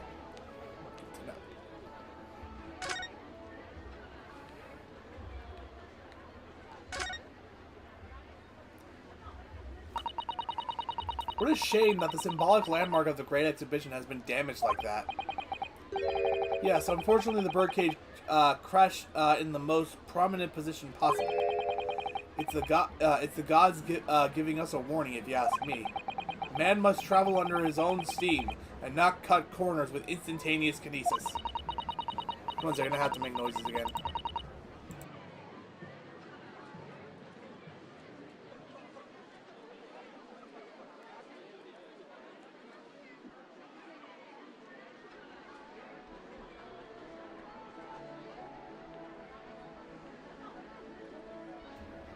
I'm so sorry. But imagine what might have happened if the birdcage had landed in a slightly different location. The death toll could have been far worse. But I think perhaps it was a blessing in disguise. Well, the gods are benevolent, obviously. I did say it was just a warning. Man must travel under his own steam, or next time, bird cages will rain down on all of you. Your faith is much stronger than I realized. Well, how do you think I passed the entrance exam for Yume University? It wasn't by studying alone. Flag. The flag is of no importance. Well, we can't go back up there. That much we've established.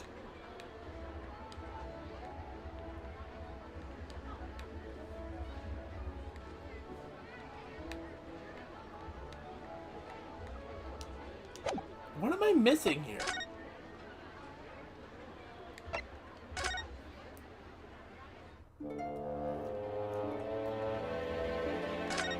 Is there something else to examine that I haven't yet?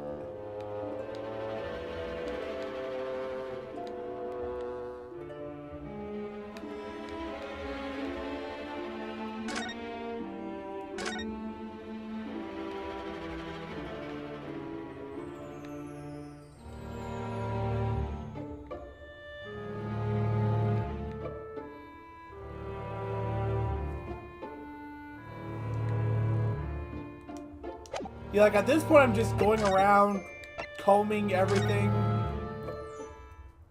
for that one little thing. Because at this point I'm kind of convinced that we're at the end and I just need to find that one thing. That one little thing.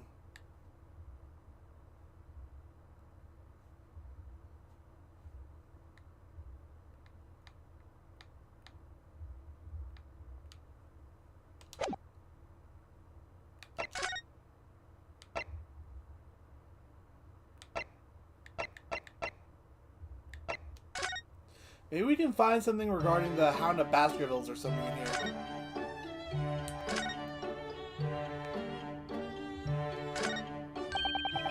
This is Mr. Sholmes' famous violin. The one he found being sold for a song at a pawnbrokery. What is it called again? Shoddy something? Oh yes, this wonderful instrument features in the adventures of Herlock Sholmes. It's a world-famous Stradivarius. What? Stradivarius, Mr. Naruhodo. Stradivor. Are you even trying now? We'll come back to this another time, I think. Oh, here we go. There's all sorts on these shelves. Chemistry apparatus, books, papers, and lots of things I've never seen before. It's all heaped up so high, I can't help feeling that the whole lot is going to topple at any moment. It looks as though it might topple, and yet it doesn't. The epitome of Mr. Sholmes' brilliance. I don't get it. As it happens, I'm quite well practiced when it comes to stacking shelves myself. Just the other day, the shelf in my office finally gave way under the strain, though. It looks as though it might topple, and it does. Yes, the epitome of your disarray. I really don't get it.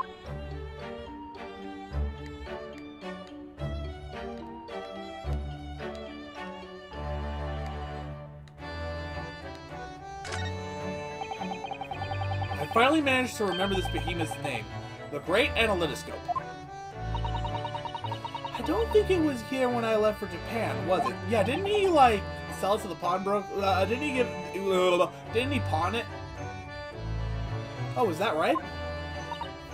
Yes, because it was, with the pawnbroker. Ah, of course. Oh, that's giving me a wonderful idea. I could pawn everything that's on your desk. The office would be tidy at last. Don't even joke about it, Miss Usato. You are joking, aren't you? She's not joking.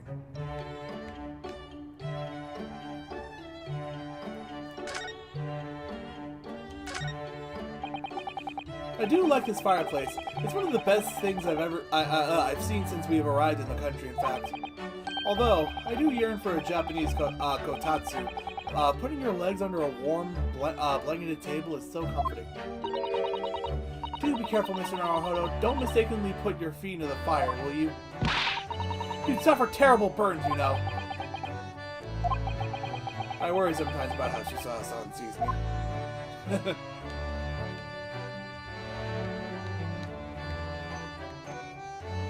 Oh. My eye is always drawn to this big metal chest that Mr. Sholmes and Iris use as a coffee table. Isn't it where Iris keeps her very important papers? It is. So you think that they treat it with more care, really. But only the other day I saw Mr. Sholmes kick it. Oh no! I suppose something must have been frustrating him. What a shame to mistreat the furniture, though. Was it damaged?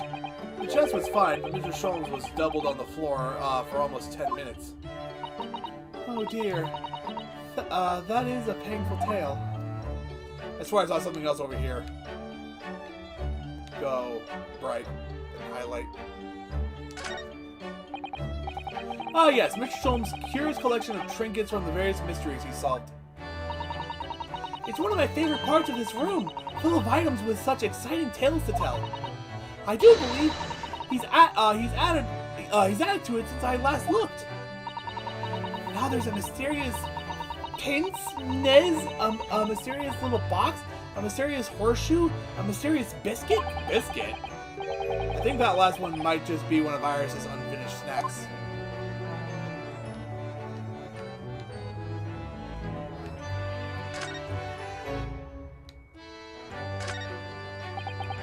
Iris's pretty little tea set is set out beautifully as ever. Well, it's only by carefully taking care of a tea set that you can make good tea. Is that a roundabout way of telling me I need to tidy my desk? Oh, Mr. Naruhodo, you do overthink things at times.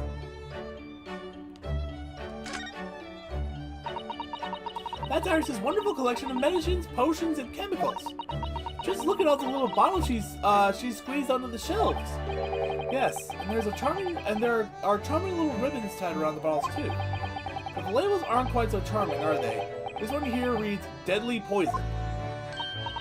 Oh, I've been so excited about the idea of helping Iris with her experiments, you know. Just try to avoid any bottles labeled Deadly Poison or Highly Explosive.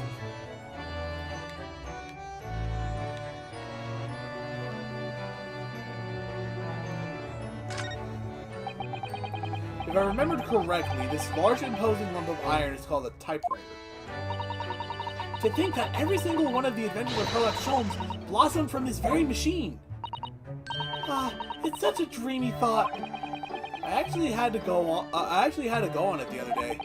The metal bars that move when you hit the keys got all tangled up somehow, and that made Iris angry. Mr. Naruhodo, you're ruining my dreamy thoughts. Please don't do that again. It made Susato-san angry as well.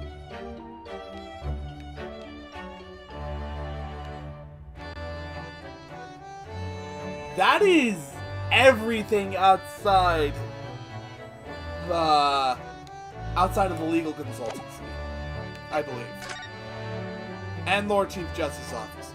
There's one more thing I can think to examine, and I can't examine it. Lovely.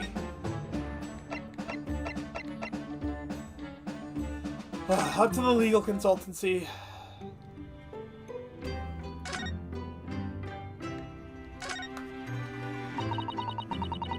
You have water gently boiling on the stove, I see. It feels wrong somehow if I can't hear the water bubbling away. And if we have plenty of logs, it's not like we have to worry about paying for gas. It's important to open the window for fresh air when the fire is burning, though. You can't keep it closed just because it's cold outside. It could be a matter of life and death. Avoiding the freezing winter air is a matter of life and death too, if you ask me. Oh well. Perhaps a nice cup of tea will warm you up later.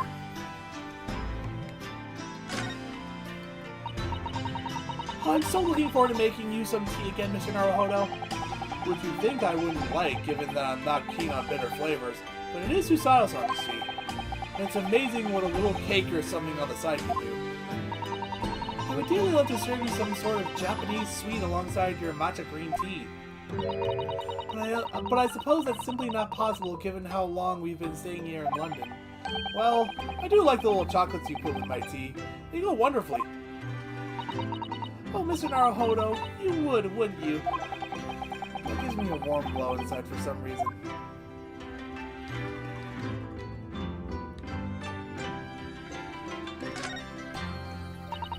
I see your Daruma still has only one eye filled in.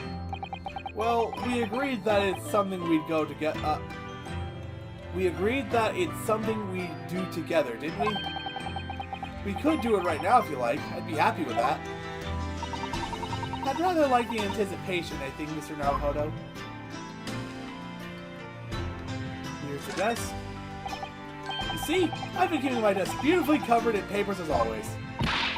You really must tidy it all up, Mr. Naruhodo. No more excuses. Ms. Susato, the way I see it, all these papers building on my desk like this are a reminder of my wonderfully diverse daily life. I like to leave them as they are, so I never forget how lucky I am to have such varied experiences. In that case, you should definitely have a thorough tidy. Then you'll be able to see your papers building up all over again and feel that joy renewed. Still can't beat her in an argument, even though I'm the lawyer here.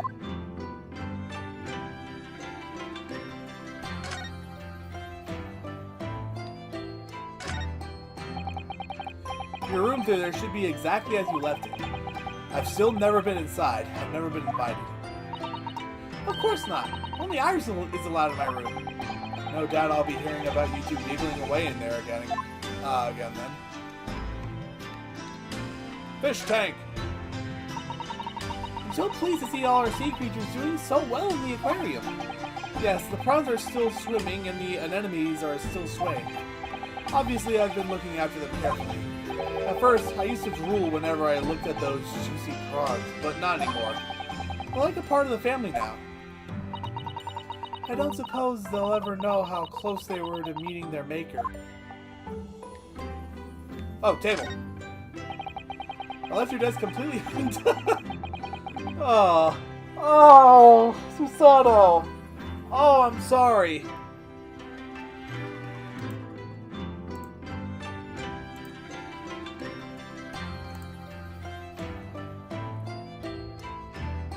Susato, I'm so sorry that that's your desk. Oh, I'm so sorry. I left your desk completely untouched, Mr. Sato, so it would be ready for you whenever you return. It's beautifully clean. There isn't a speck of dust on it anywhere. You've been cleaning in my absence, Mr. Naruhodo? Whatever next? Well, I couldn't allow my great assistant to sit there gathering dust, could I? It really is exactly as it was when I left. I'm so touched. But sadly, your desk is also exactly as it was too. Well, that's how it should be after all. Oh dear, I've forgotten how that clean-cut smile can be so disarming.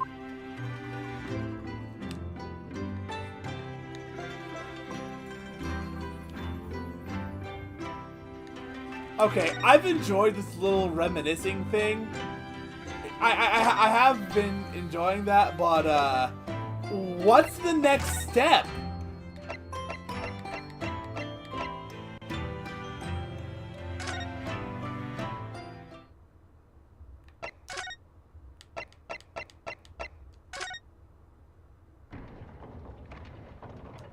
Time to examine everything in here! Just sitting behind that desk must make you feel so important, don't you think? Would you like to have an office like this, Mr. Naruhodo? With such a grand desk? Who, me? No, I don't think so. Oh? Well, imagine if you suddenly found yourself needing a toilet. You'd have so far to go. How true. Perhaps the important people who work in ostentatious offices like this haven't considered such things. I'm going to take that as a compliment.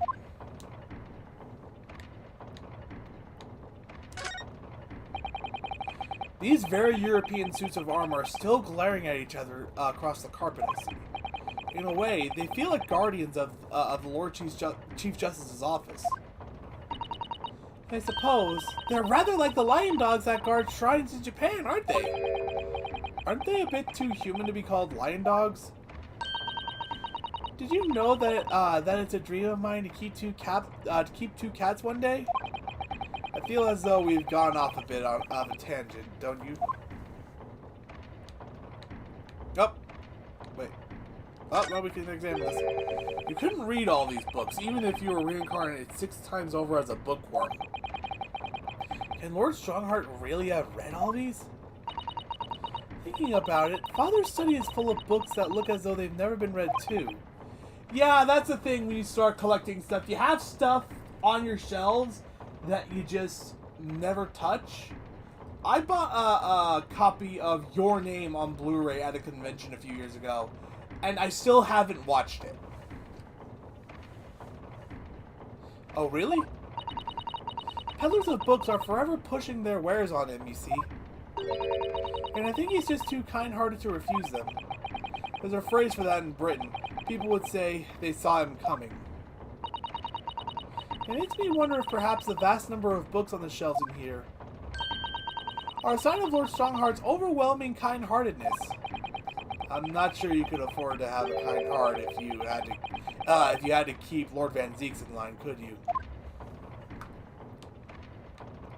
Gears! As ever, the enormous clock is diligently maintaining its rhythmic tick-tock today. Watching machinery at work can be quite mesmerizing, can't it? Ironically, you can completely forget the time. What I particularly enjoy is watching the enormous wheels of steam locomotive turning. When I was a little girl, Grandmother often used to take me to watch the railway engines, you know? It's an open fire for me. I could sit and watch the flames for hours. Mr. Naruhodo, we can install one in the office! An enormous wheel, turned by an enormous steam engine! Perhaps we could start with a simple fireplace?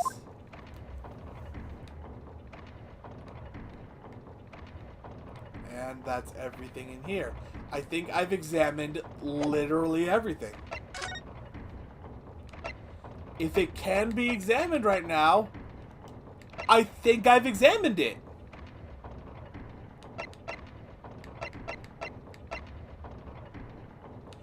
Which leaves me very confused. Hold on. I just realized some of the problems I've had with this game, and I think I know what I have to do.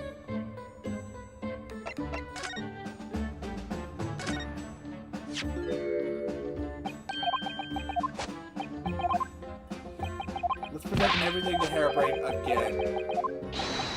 And yes, I've already shown him the new evidence.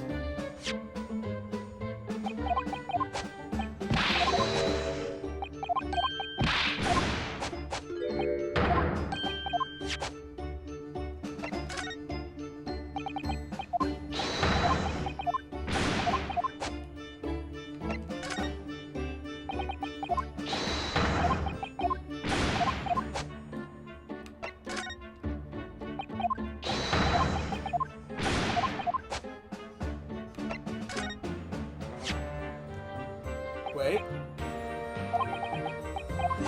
No.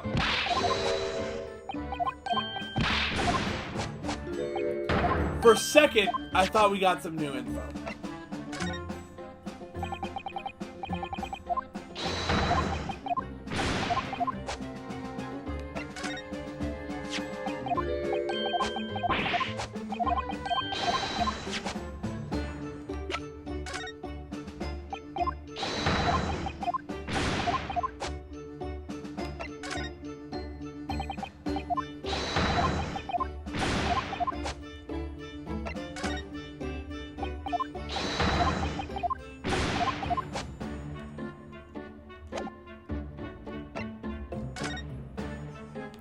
What am I forgetting here?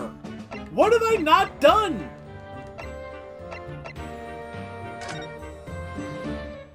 Is there something else in here I need to examine? What the fuck? I already examined the desk! Ah! I already examined this! Look at this big, thick book. Oh, of course. We examined the desk, not the book on the desk. Oh, fuck off. Oh, look at this big, thick book here. It appears to be an accounting ledger. It's a record of the forensic investigations team spending, I think. Oh? What is it? It's clear that the team purchases various equipment and supplies on a monthly basis, but, well, one entry seems rather strange. Really? In what way? They're buying 500 scalpels every month. 500? They must be working really hard dissecting corpses. I don't know. Judicial autopsies are only carried out in certain special circumstances. And scalpel blades can be sharpened, too. It does seem a bit strange, you're right. 500 scalpels a month. What could they possibly be using all of them for? And finally we can progress! What are you doing? Ah! Now I need to find... Oh, no, didn't I already come up with a voice for her? Just like Susato's, but more serious? Sorry, we had something we wanted to ask you, but you weren't here, so... So you thought you'd snoop around. That's acceptable. That's acceptable to people from the East, is it? Well, what do you want? Lord Stronghearts told us to see you. That it was you who examined the victim's body. Mr. Asmon's body, I believe. So we came to ask you about your findings. On Lord Strongheart's advice. Very well. If the Lord Chief Justice has given his consent, I'll tell you what our investigation revealed. But when we're done, you must leave immediately. Alright, converse. Your findings! So, you want to know what the forensic investigation team determined from its examination of the scene? The victim, Mr. Odie Asman, who disappeared from the experimentation stage amid an explosion, and the Mr. Asman who appeared moments later partway up the Crystal Tower, were without question one and the same person. That is the team's conclusion. And how did you come to that conclusion? But that can't be right! If it was an elaborate trick, we can only speculate about how it was carried out. Let's see, if two people who looked very similar to each other were involved, they could have made it appear as if one single person had switched places, couldn't they? Very true, but sadly in this instance, that was not the case. The man who disappeared and the man who subsequently reappeared was the same person. How do you know this? The fingerprints at the scene make that quite evident. Ah, fingerprints.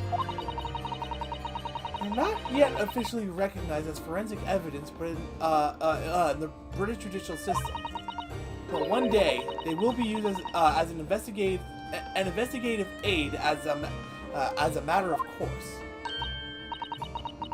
I'm sorry, did I read that right? Yeah, I read that right. As a matter of course. Yeah, I'm just stupid to not understand where she was going with that. Oh my, but that would mean that the instantaneous kinesis actually took place.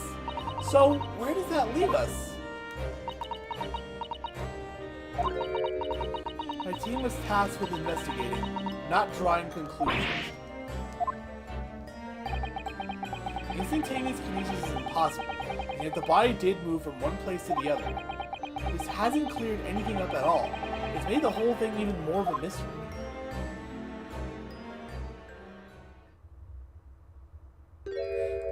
What's with the plague mask? There's a part of me that doesn't want to do the voice. Mama, what is this? Where did she spring from? And did she just call the doctor Mama? This is a lawyer, dear. Oh. Hello. To meet you. Pleased to meet you. Yes, I'm a defense lawyer. Ryunosuke Naruhodo. Mama? Yes? Can I cut? No! The answer is no. I've never seen inside an Eastern person before. I want to know what it looks like. The same as an English person. Of course you can't.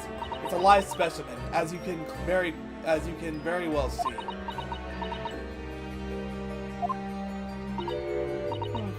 Boring.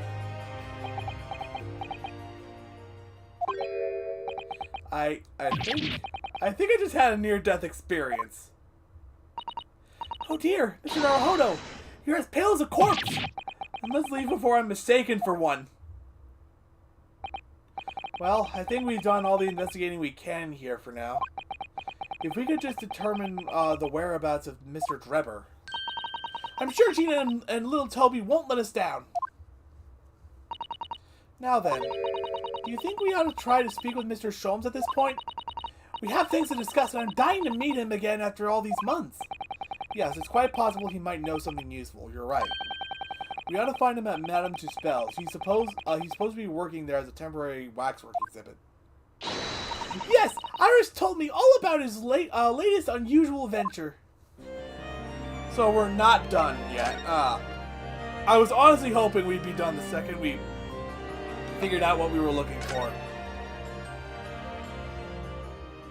Mainly because I like to keep these at about, like, somewhere between an hour and a half to 2 hours. You know? I have dinner to eat and stuff to do in the morning.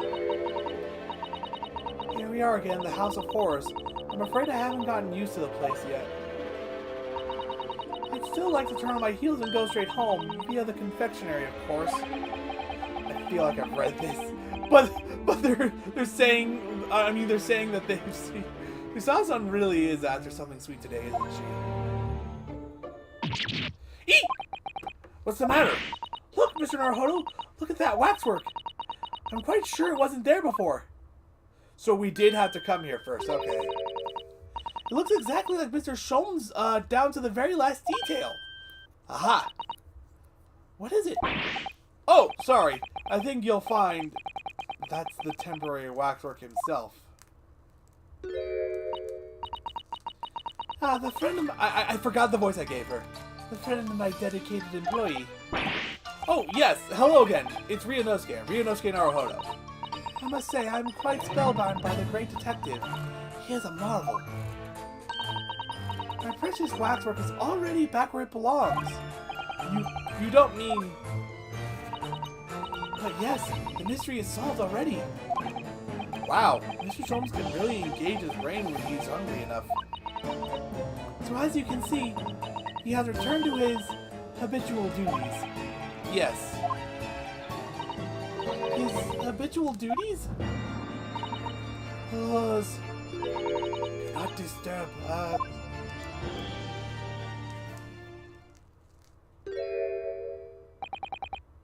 Poor Susasan, she looks very perplexed.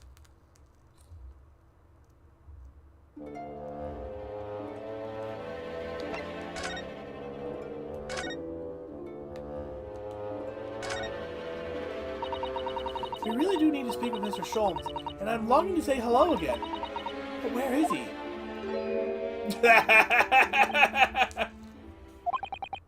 I think you might find that he's quite nearby, actually. Oh!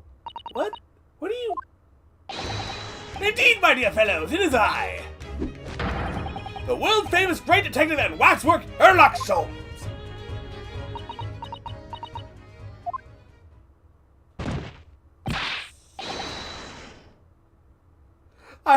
I shouldn't laugh. I shouldn't laugh.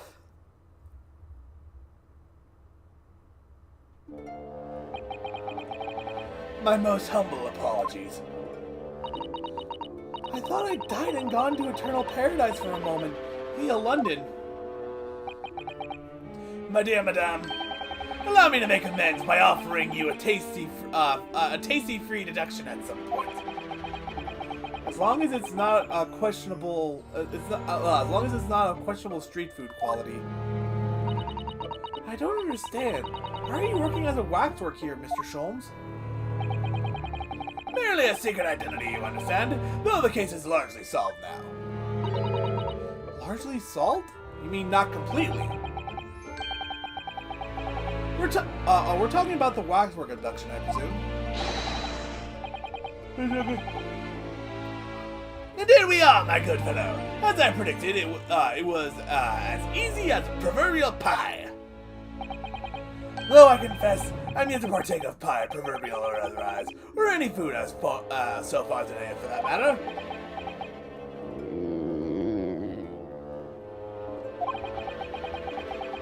That stomach rumble echoed around the whole museum. So how did you manage to solve it so quickly? Ah, well, I do remember I said it was largely solved. Anyway, I simply negotiated with the culprit. Are you familiar with the so-called telephone? Oh yes, it's a most modern invention, allowing you to hold a conversation with people far away. In Japan, only the imperial capital and a handful of other cities are connected as yet. This morning, a telephone call was received here from the perpetrator of the abduction. As such, I was able to negotiate terms, and in the end, the waxwork was returned. That's amazing! Just between you and I, it would appear the culprit had always intended to return the stolen waxwork in any event. Oh, but I thought whoever was responsible had demanded a ransom, though?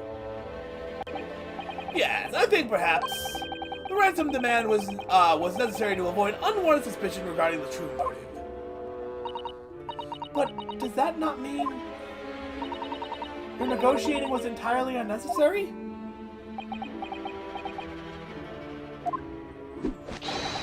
A fact that I must ask you to keep from Madame Tussauds at all costs. A hungry young Iris awaits my return to Baker Street, after all. Poor Iris. Now then, I do sense that you have some business with the Great Waxwork. Enoch Drebber. We're in the process of trying to track somebody down. Oh? Yes, a man by the name of Enoch Drebber. He's a swindler who duped Professor Harebrained and the engineer who built the kinesis machine. A swindler and an engineer? Quite the modern man. He also seems to be a conjurer of sorts, too, with considerable knowledge of stage magic. We really need to locate him before the trial resumes tomorrow morning. But we have so few clues to go on. That's the trouble. Do you have any good ideas? I have no data yet. It is a capital mistake to have good ideas before one has data. If I knew something of the man's appearance at least, I may be in a better position to help. Yes, Mr. Drebber's appearance. Fortunately for you, however, presently I have little to occupy myself and little to fill my stomach. As soon as you find any clue, no matter how small, I should gladly give you my thoughts on it. Kazuma's dead. Mr. Sholmes, did you lie to us? My dear Mr. Naruhodo, stay that piercing stare. What is this about? Last winter, when we were first on our way to Britain aboard the steamship,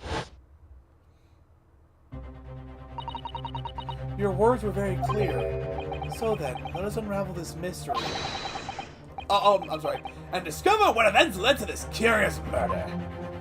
It's possible he was just jumping the gun, but still. You told us that it was murder. And you examined Kazuma-sama's body.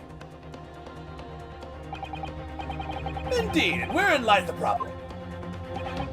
We met him earlier today, the victim, Kazuma Azuki. Or so you... I mean, so we suspect. We're not entirely sure quite yet. We're like 60% sure. Are you quite sure? He was wearing some sort of mask and was apparently suffering from amnesia. But yes, I'm quite sure it was Kazuma-sama.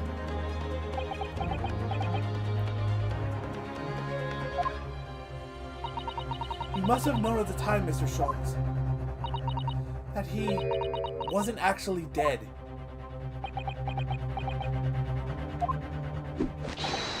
Well, I can only assume I was swept up in the murderous atmosphere of the moment. But the fellow wasn't dead at all? Priceless. I don't suppose that performance would pass muster, would it, Mr. Naruhodo? I could believe that the crewman present at the time made a mistake, but not you, Mr. Sholmes. I will now tell you something of the first importance, my dear fellow. Great detectives are wont to lie. I will serve you well to remember that. Please, Mr. Sholmes. Tomorrow in court, you will find yourself on the threshold of a very great mystery. For now, I'm afraid that is all I can say. Alright, well, time to present the picture now. Mr. Sholmes, would you cast your eyes over this photographic print? It's of Mr. Enoch Drebber, the face of the engineer we seek. Well, all Englishmen look broadly the same, of course. So looking at the photograph won't be particularly instructive. Oh, he's noticed something. Are you alright, Mr. Sholmes? Ah, yes, forgive me. Very interesting, this. Very interesting indeed. What's wrong, Mr. Sholmes? You've turned quite pale all of a sudden.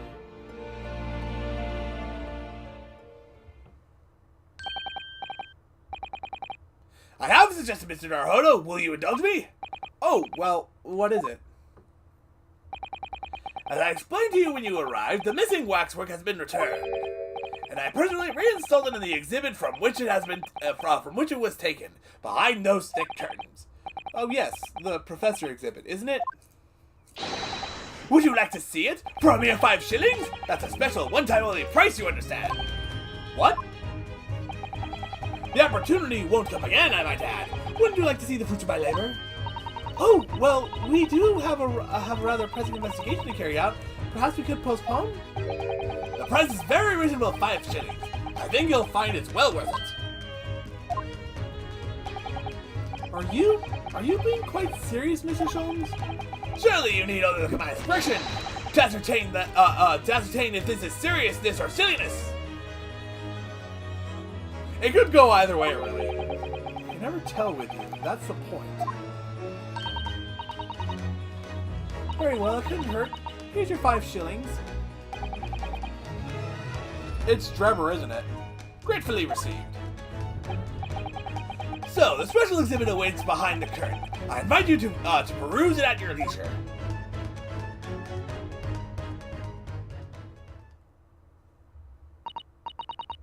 Well, the money's been spent, so let's go and see the special exhibit.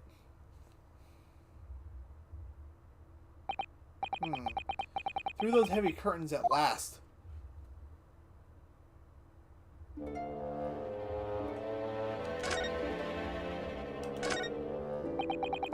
$5 we've had to pay. It doesn't seem right somehow that Mr. Sholmes slipped the money into his own pocket, does it? No.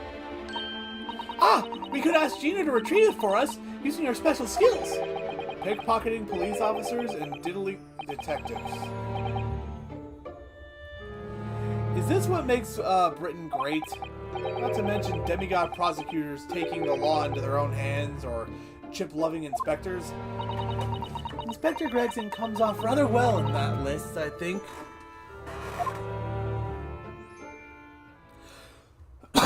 Excuse me. 23rd October. Madame Tuspel's special exhibit. The head's missing.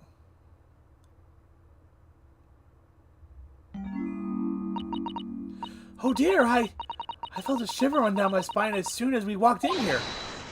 Miss Usato, I say we turn on our heels and go straight home via a really big confectionery. We certainly can't do that. We've paid $5 already. True. Actually, now that I'm looking a little more closely, we've paid good money to see an exhibit that's clearly incomplete. The nerve of the great dueling detective. What is with the fuck? It's far more terrifying than anything else in this place.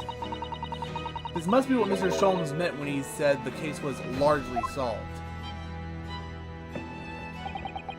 Be that as it may, Mr. Sholmes heavily implied there'd be a clue about the engineer in here, didn't he? But where? Since we've paid $5, let's do $5 worth of investigating, shall we? Yes, we'll get what we paid for.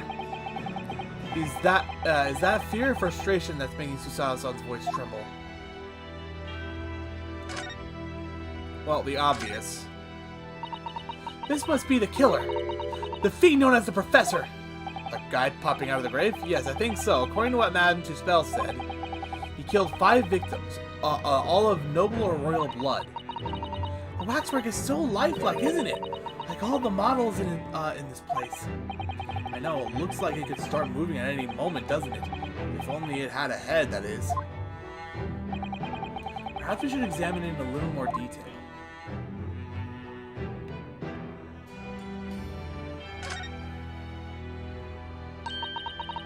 So this is the condemned man. Yes, the so-called professor. Then perhaps his head was chopped off by a guillotine. But unable to find peace, he emerged from his grave as a headless ghost. Do we have to entertain such terrifying ideas, Miss Susato? Anyway, I'm sure the model had a head once. There's a metal fitting for it, see? And perhaps Mr. Sholmes absent-mindedly forgot to reattach it? That's an extremely absent-minded detective you're describing, isn't it? Or perhaps the thief absent-mindedly forgot to include the head when he or she returned it to the museum? And that would be an extremely absent-minded thief. Could there have been some reason why only the head wasn't returned? Well, whatever the reason, it means we don't know what the face of the infamous professor looked like, do we? Oh! There's something caught just inside the convict's jacket here. Oh, I didn't notice that. It looks like a piece of broken glass. And quite a big piece, too.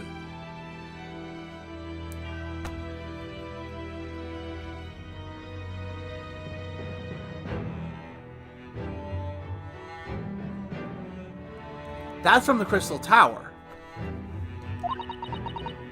It's very thick, isn't it? About 5 times thicker than normal window glazing, I'd say. Where could such a thick piece of glass have come from, I wonder? I suppose it must have been made thick to increase its strength? But why? Well, perhaps because the glass had to span a particularly wide area, such as in a big building, for example? Ah, well, we've seen a large glass building recently, haven't we? And some of the glass was broken too. You don't mean... Exactly. The Crystal Tower at the Great Exhibition. But why would glass from the Crystal Tower be lodged inside this waxwork jacket? It makes you think, doesn't it?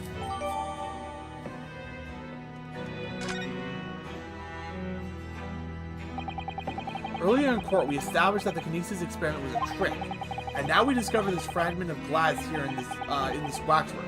Is it just a coincidence? The only thing I can think of is that it was a waxwork inside the balloon that fell, and then they somehow managed to switch the waxwork with the actual body without anyone actually realizing, without anyone noticing.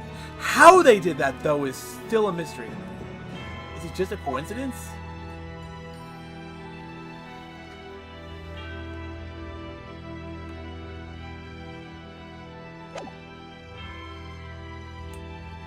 I cannot look around.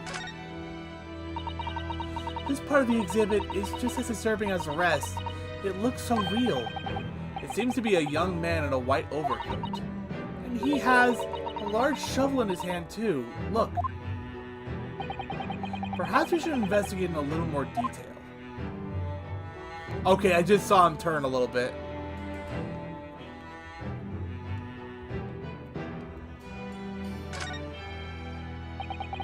What's this here? Well, this would appear to be a lens in the middle, so I believe it's probably a camera. A camera? But it's so small. British technology is incredible, isn't it? I mean, what about Mr. Soames' skin prints?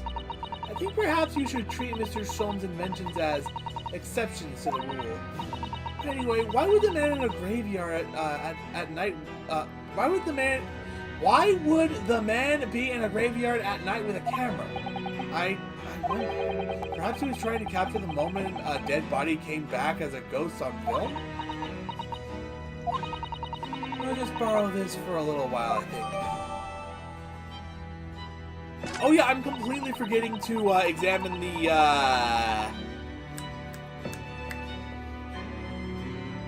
glass too. I'm sorry, I need to make disgusting sinus noises.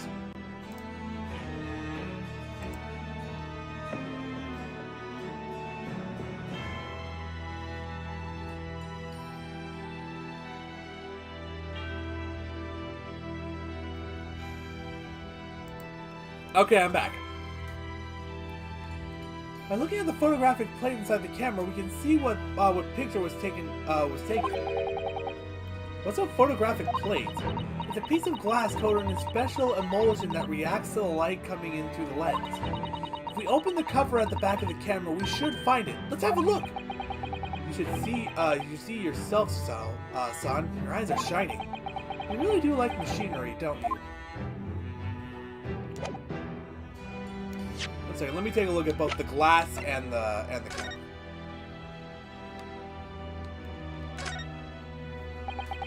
This piece of glass is almost as thick as it is wide. Yes, I've never seen anything like it.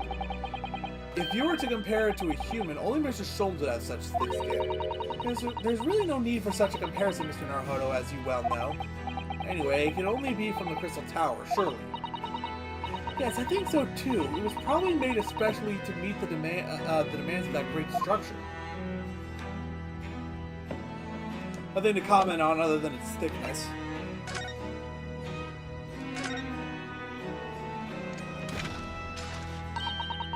What a wonderful machine!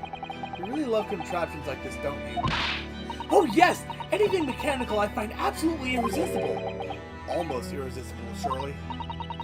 Well, whenever I see a pocket watch, for example, I can't help myself. I simply have to take it apart. Excuse me. That's worrying.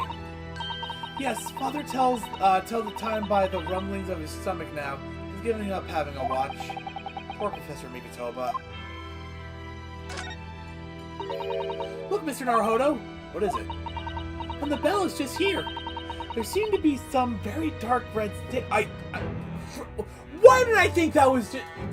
See, this is what I'm talking about when I call myself stupid. For whatever reason, I thought that was just part of some kind of stupid design or something. That's very clearly blood.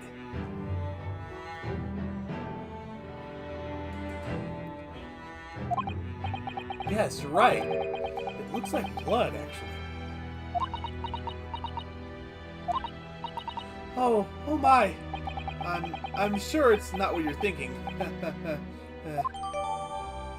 There's blood on it. Now, what was that photographic plate that we're talking about? Oh, this.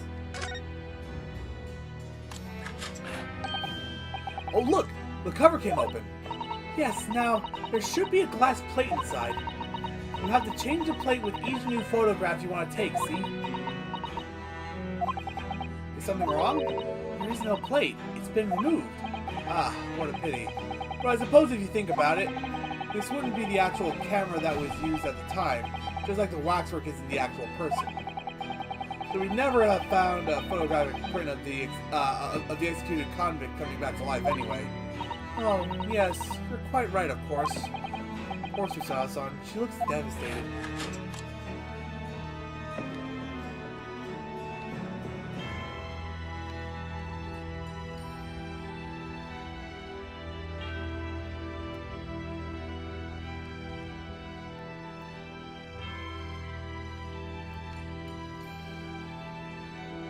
You got the order wrong. The plus is supposed to be on the right and the minus is supposed to be on the left.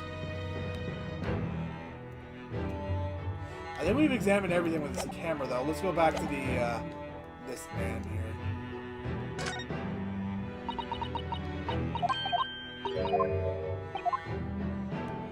Also, part of me thinks it's a real person.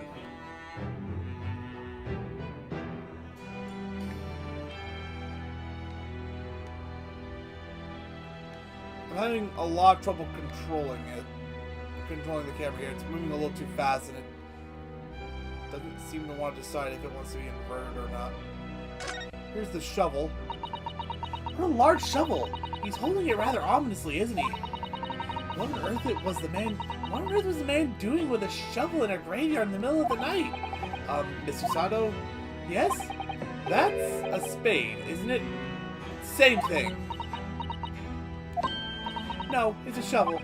No, shovels are for digging. That's for scooping up loose material. It's a spade. We've been through this, Mr. Naruhodo. It's a shovel. No. Although we haven't considered trucks. We've allowed ourselves to be distracted, I feel. Perhaps we should concentrate on what the man was doing with the implement. So we're going to bury the hatchet. Oh, that one got me. That one got me and I'm ashamed of it. You're right, though. What was the man doing in the graveyard in the first place? That's the real question.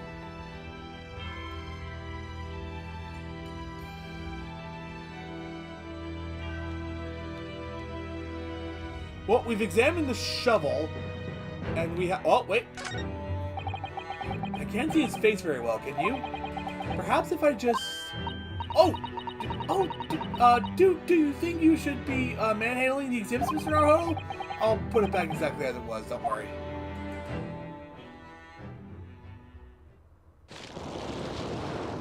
Jump scare time. Ah! What on earth? How can... I don't believe it. A black monocle! Mr. Naruhodo, is it possible that this man is... Yes. It's Enoch Drebber. The color of his hair is different, but it's unmistakably him. Yeah, that's what I was thinking. Indeed it is. Mr. Sholmes! This man is the subject of your present hunt, I believe. Yes, that's right. Just who is this man? Why is he here in this exhibit?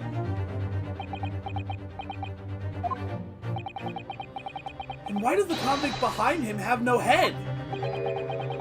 The head was missing when the model was returned by the thief who stole it. What a surprise. So then the case isn't yet solved, is it? I did not say so myself. Largely solved, were my words, I believe. But I must locate the missing head to this suite. I believe that's how that's pronounced. As Madame would say, or I'll be in grave trouble. A very hungry Irish still awaits my return to Baker Street, preferably with rations. Ag! Do you know, though, something about this room? It's strange. Strange? What do you mean? Well, the displays in the House of Horrors are supposed to depict real events, are they not? Indeed they are, Mr. Sato. Do go on. And as terrifying as they are, the scenes in the other exhibits are believable. But this one... This surely could never really have happened, could it?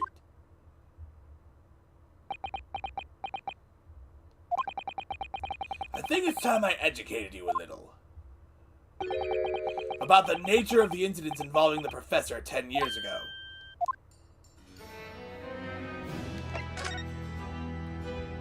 The resurrecting convict. I believe I told you a little about the professor yesterday, did I not? He took the lives of 5 victims, every one of them being either a member of the aristocracy or royalty.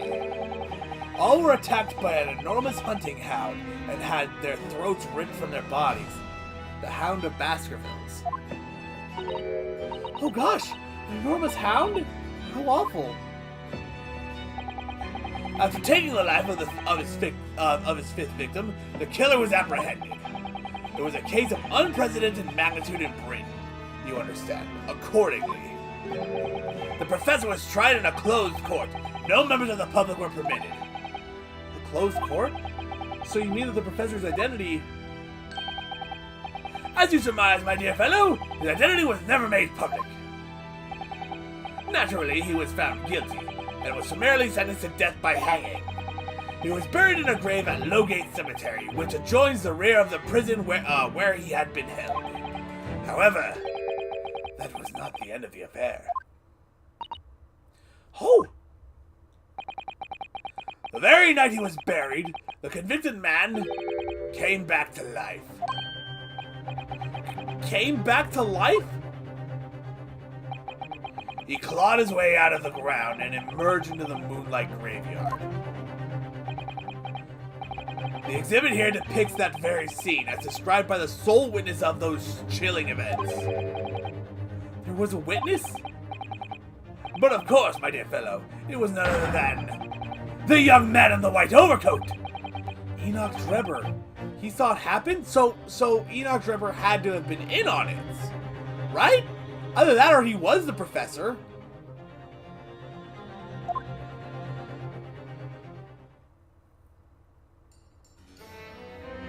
The young witness. So this is a waxwork model of Enoch Drebber. 10 years ago, the convicted professor, having been gibbeted and buried, emerged from his grave in the dead of night.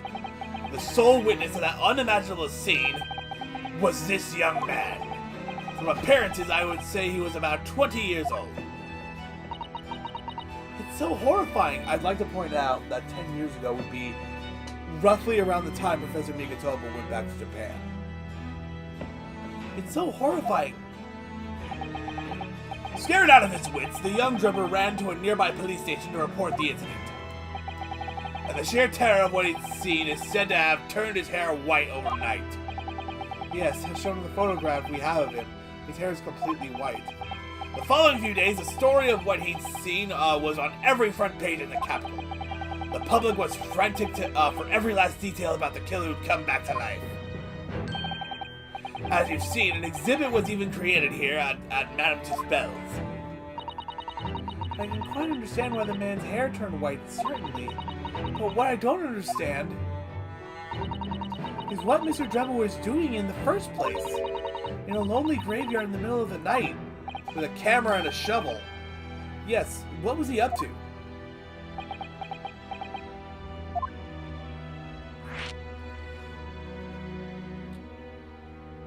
Excuse me. Following the execution, the professor's acts of terror threw London's upper classes into complete panic 10 years ago. It was a great scandal, one might say, at the very highest level of society. And since the killer's identity was never made public, rumors abounded.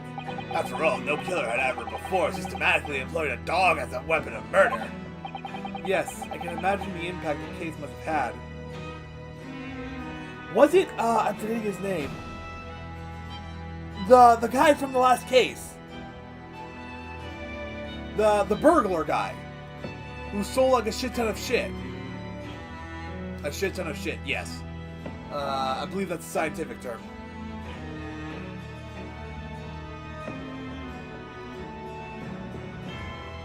You guys who have seen the streams know what I'm talking about.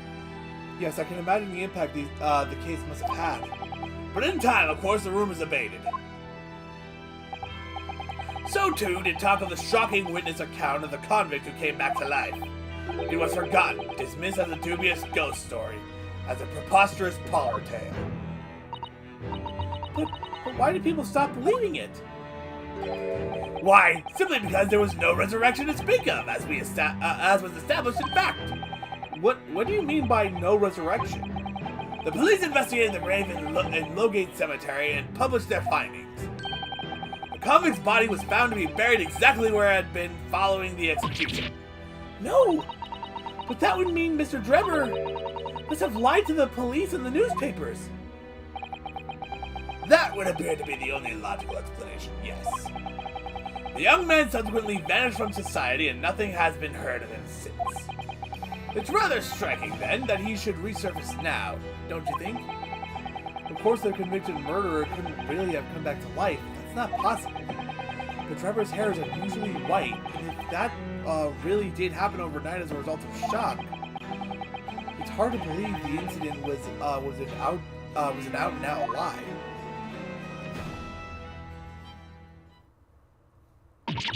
Ah! What the bleeding Nora, Odo? What have you gotten done? Gina, what are you doing here? You still have that thing? I asked Iris and she said this was where you'd be, so... Gina! Not so loud in the museum! Madame Two Spells will have you take a position as a waxwork if you're not careful. I think there might be a more pressing concern. I still had some flash powder left from 6 months ago, so... Alright, Gina, we understand, but please, put the gun down. I don't think she has a dog with her. Sorry, I got scared. You should try being the one on the other end of the barrel. So, what brings you here, Gina? What brings me here? What do you think? We found it! We found that Dodgy Cole's workshop! Oh, thank God she still has the dog. What, you found Trevor's workshop? Yep, Toby's nose took me straight there. The boss and the others are heading over there now on a drag, so come on! Here's the address. I got the boss to write it out. Oh, thank you, Gina. We'll make our way there at once. Alright then, see you there! I just noticed the owl's eyes. Okay, it seems to flash on and off. Like, you go, don't mind me. I'll just stay here, being still. What? I know my place in the exhibit over there. Oh dear, someone is feeling sorry for himself.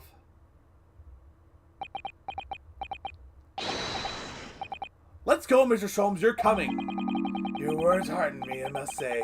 But if I were to shirk my duties here, Madam would have me pay monetary recompense and Iris' dinner plate. Forget that! I'll pay for everything! But there's not a moment to lose, my dear fellow! I shall hire a carriage at once! No offer to share the cost for Mr. Sholmes, then. I shall gladly pay half, Mr. Naruhodo. Thank you, Mr. Sato. Right, let's go.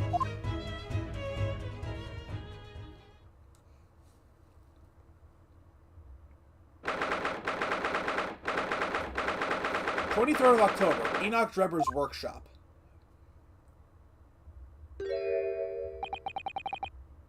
That looks like... Oh! It's another super high voltage instantaneous kinesis machine! Indeed, it would appear so, though only a prototype naturally. Ah, so you got here then! Gina! Well done for finding this place! And in such little time! You've really worked miracles! Toby is, who's the miracle worker. The way she holds it and the look on her face makes it look like she's... I'm not gonna say it. Ah, I thought you allowed shadow people for long. Hello, Inspector. That's one knitted brow. He looks like he's eating a lemon, not a bag of fish and chips. So, Inspector, is there any sign of the engineer? Sadly not. We didn't find a soul in here. Oh, what a shame. Well, thank you for letting us know about this place and giving us a chance to investigate. According to what Gina tells me, we only found it thanks to a clue that you lot turned up. I wouldn't want to say go to Paris with a debt of gratitude unpaid, now would I? Thank you. Anyway, if you're hoping to snoop around in here, I'd get cracking. Lord Van Zeeks and the forensic investigation team are on their way as we speak. Them again. I imagine you've got the picture by now. They don't take kindly to loyal types. Right. So then, my dear fellow, let's turn the place upside down whilst we have the chance. And you, Sholmes. Pardon? They take even less kindly to great detectives than they do lawyers. Very droll, Gregson, very droll. But you may consider me nothing more than an inconspicuous waxwork bottle. Right then. Let's see what we can find in here then. Examine. First of all, the machine. I'm sorry, Mr. Naruhodo. The machine is covered by the Special Dispensation for Scientific Equipment Act. There would be serious repercussions if we were to examine it from the Crown and the government. That's not stopping Gregson, Gina, or Sholmes. Well, those two don't seem to be holding back. It's quite hollow inside. No working parts or devices of deception to be seen, my dear fellow. No loose change dropped on the floor or nothing. Not even a bone for Toby, my dear fellow. These people are very much ruled by their own ideals, aren't they? I think that's just these two, Mr. Sato.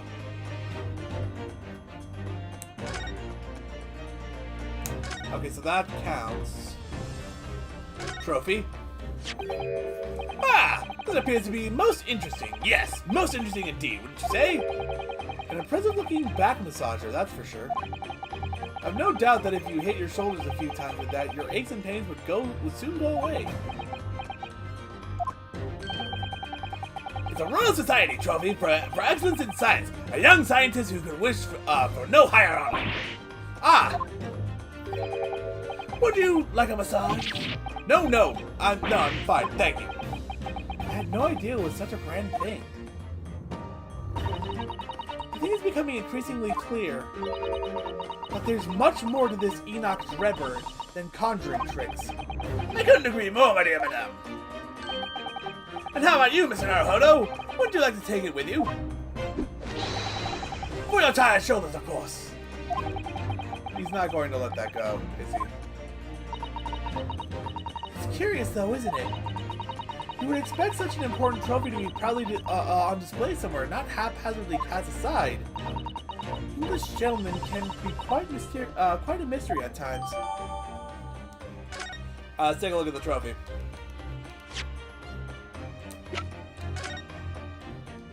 Alright. There's a little metal plaque here. Look. Fostering burgeoning talent for the future of scientific discovery. It seems rather ironic, doesn't it? But clearly Mr. Draper really was a very talented scientist. Nothing on the bottom, nothing on the top. Alright. Let's have a look over here. It's a plane. What on earth is this? There's something under me. An aeroplane, Mr. Naruhodo. One day, scientists believe it will allow humans to fly freely in the skies. Is that how the trick will be? Described? Is it? Sorry? Well, it's actually suspended by a thin but very strong cable, isn't it? Oh, well, this model is yes, but a real airplane would actually fly high in the sky, while suspended from somewhere even higher in the sky, of course. Because large metal objects obviously can't really stay in midair unsupported.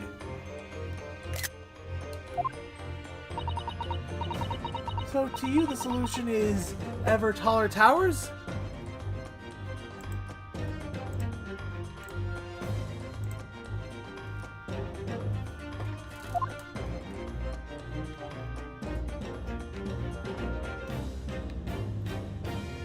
Here's this door. This door doesn't want to open. Yeah, looks like it's got a pretty hefty lock on it.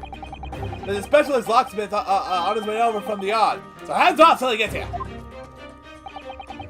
With permission, Inspector, I can have that lock open in less than a minute. Well, you don't have permission. And no one's giving it to you.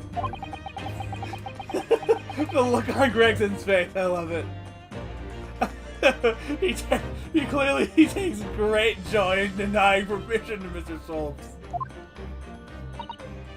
Well, there's no sound of anybody on the other side. No, Drebber must have fled at the first sign of danger.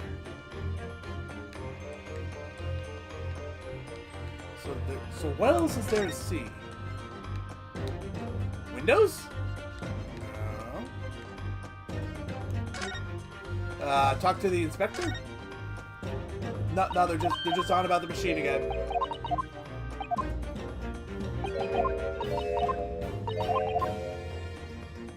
I actually want to talk to the inspector, but I guess that's not a thing.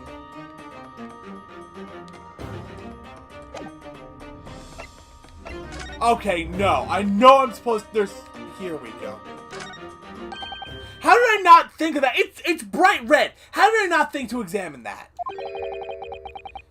It's a European-style quiver of arrows with steel bolts inside. Oh, do you suppose? Crossbow bolts, these. And just the right size for the bow you lot turned up at the exhibition grounds. In other words. Yep, that's more evidence to support your theory. It all goes to show that Drebbo was the one pulling the strings behind the scenes of the whole scam. Updated evidence on the crossbow. Thud. Oh, is something wrong, Mr. Sato? Well, I thought I heard a noise on the far side of that door. Well, Gina, did you hear it too? Yeah, I heard it all. What'd you reckon, Toby? Aww. Right, Mother Grace. Whoever's in there, open up. This is Scotland Yard. They're running. They made a run for it. Oh my! Someone is in there, and they just made a run for it. Ah! This rotten, bleeding lock! My dear Gregson, as I said only minutes ago, if only it were, countenance, I could unlock that door in less than a minute.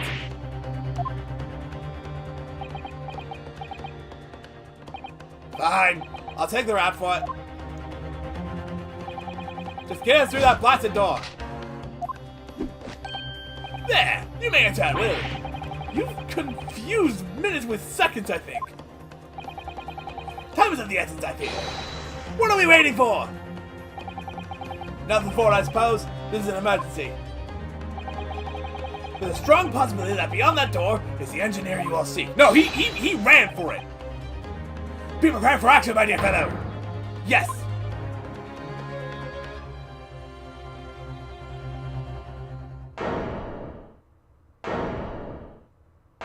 That's a bomb! What's happening here? Why is everything upside down?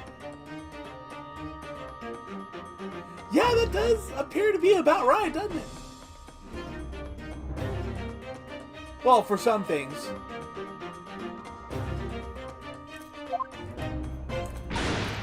Rats! There ain't no one in here after all! But there must be! It was only moments ago that we heard those noises! Maybe that was the sound of Drebber running away. But there's only one door into this room! And no windows that can afford an escape route. Those skylights are too high.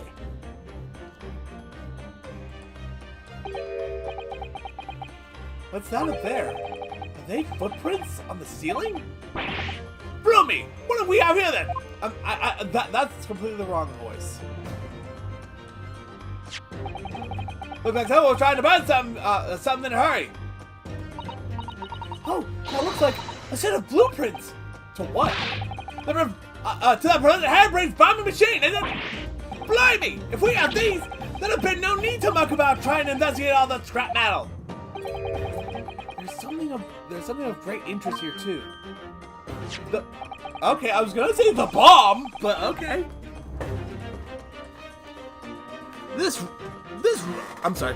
rope was lying on the floor at the foot of that pillar. A rope? What's significant about that? Never mind. You see, but you do not observe, Mr. Naruhodo. We must investigate the entire room thoroughly, and before the forensic investigation team arrive too. Yeah, Sholmes has his attention in the right place. That's a bomb. Mr. Sholmes? Have you found something? Ah, Mr. Naruhodo. Yes, in point and fact, something rather fascinating. What do you make of this? Let's see. I've never seen anything like it before. It looks like a bundle of thick cigars wrapped in a large... Mr. Sato! What's the matter? That's a... Surely that's a time bomb, isn't it? What? Did you say? A time bomb? Sorry, but what is a time bomb exactly? Eh? You truly are one of a kind, Mr. Naruhodo. I won't take that as a compliment. Ha! You don't know nothing, do you, Odo? I haven't gotten a clue what it is either, have you, Gina? I said that sentence entirely wrong. I invite you to consult the dictionary later, Mr. Naruhodo. But this particular specimen is no time bomb, though I confess it has a very similar appearance. Oh, well, thank goodness. But then, what is it?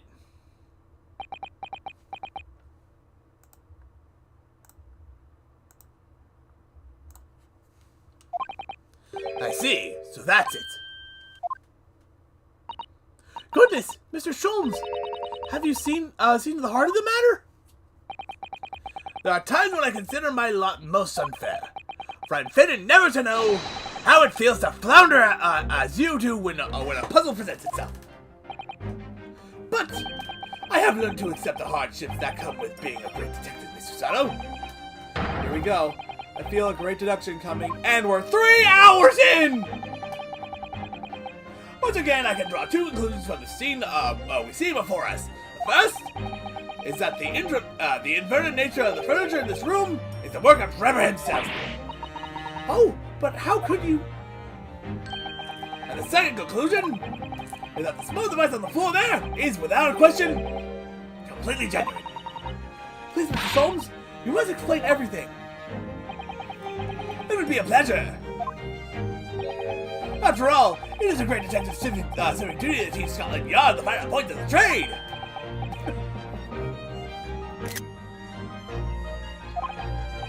Well, Inspector Gregson seems delighted with the idea anyway. Oh, you deflected the inspector's glare with such fortitude there, Mr. Sholmes. Well done. You're too kind, madame. I hereby dedicate this great deduction to you. Kindly stand just there, Mr. Sato. Oh, yes. I'd be delighted. So, shall we begin? Once again, Herlock Sholmes is proud to present his Logic and Reasoning Spectacular. The Great Deduction. The game is afoot. Flipped furniture.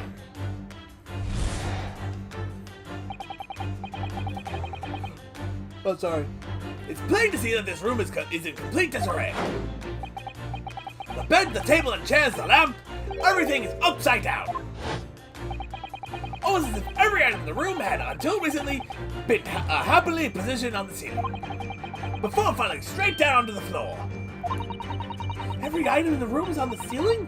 Are you suggesting that? Indeed, the key here.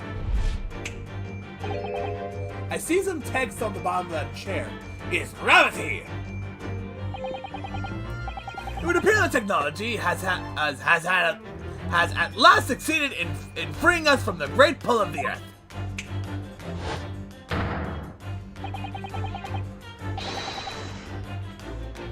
For the gravity in this room was reversed, then suddenly restored to normality. Goodness! The inverted furniture clearly reveals the truth about the part gravity played in this whole business. I quite understand your skepticism, Mr. Zoro. I too was incredulous at first. However, my conviction in my analysis was cemented when I observed this! An anti-gravity device, and almost identical to one that featured in a dream of mine only the other day, in fact. But then why does it have a clock on it? A most relevant question indeed. That is a timing device that controls when the gravity direction will switch. There was clearly a requirement for the engineer to be able to restore normal gravity automatically. And the commotion we heard earlier from the other side of the door was the moment that restoration occurred. Yes, the reason why everything in here was turned upside down is because of the anti-gravity device. So you see, we need to look no further to explain the state in which we now find this room. The direction in which gravity acts in here was reversed by Mr. Trevor, before being restored to normality in automatic fashion sometime later by the timer device. I have witnessed precisely this scene in a dream I once had when I fell out of bed. Because gravity was reversed. Brilliant. Missing engineer. Now, let us consider the next conundrum. What was our engineer's friend's aim? Indubitably, the greatest clue we have to explain his actions is above our heads. Yes, how is it possible that there are footprints all the way up there on the ceiling? A question whose answer will lead us neatly to the truth, my dear madam. The reason there are footprints on the ceiling is because of the nearby skylight. Of course, Trevor's aim was singular, to escape. However, there is but one way into this room, excepting the skylight, that is. Ah.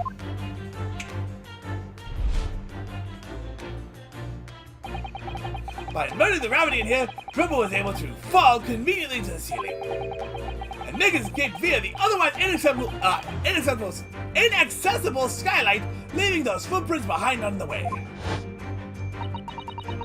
But the ceiling in here is very high, Mr. Sholmes.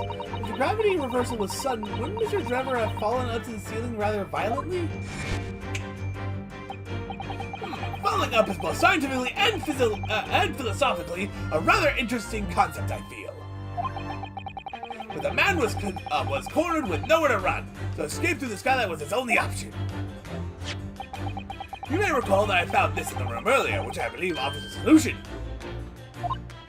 Oh, the rope! To reach the intended destination, what better tool than this rope? By anchoring one end to the wall, the man was able to lower himself safely to the ceiling. Which explains how Trevor was able to escape this room before our arrival. He reversed the pull of gravity and fled via the skylight. And personally, I should very much like to reverse the pull of gravity again now, just for fun. Escaped via the skylight.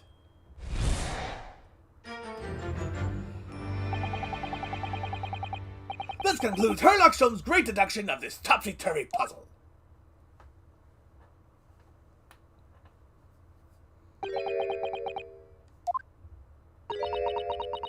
Aw, dog.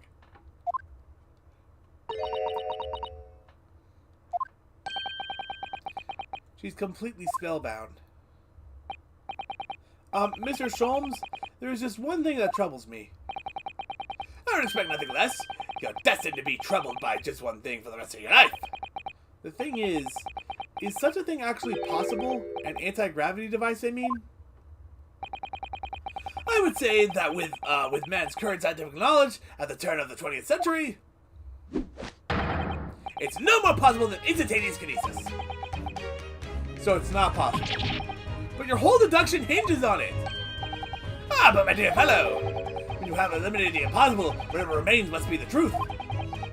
However improbable it may seem. It's a marvelous line, wouldn't you agree? One of my more enduring pearls of wisdom. I had Iris come up with the exact phrasing. My original was clumsy. Yes, I have a feeling I've read it in something that Mr. Sato let me watch. Objection! Actually, there is one other thing, Mr. Sholmes. The British accent in her voice kind of threw me off a little bit. Ah, the spell's broken at last. The rope you found on the floor, was on the floor, wasn't it? Indeed it was, in lonely coils to the wall. But if Mr. Trevor had used it to escape the way you described, wouldn't it still be tied to the wall?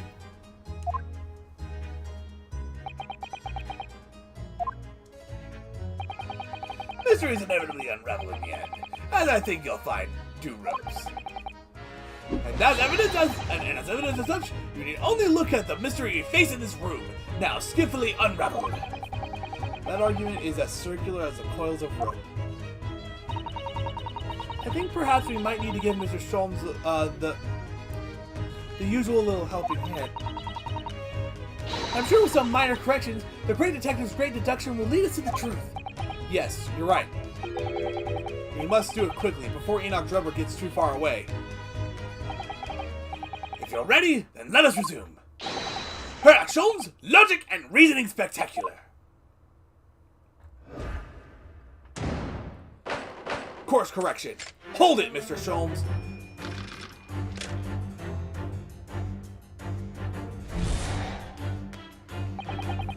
I'm going to skip this, partially because I don't want to just talk through it, and I also need to sneeze. Except now the sneeze is gone, so never mind.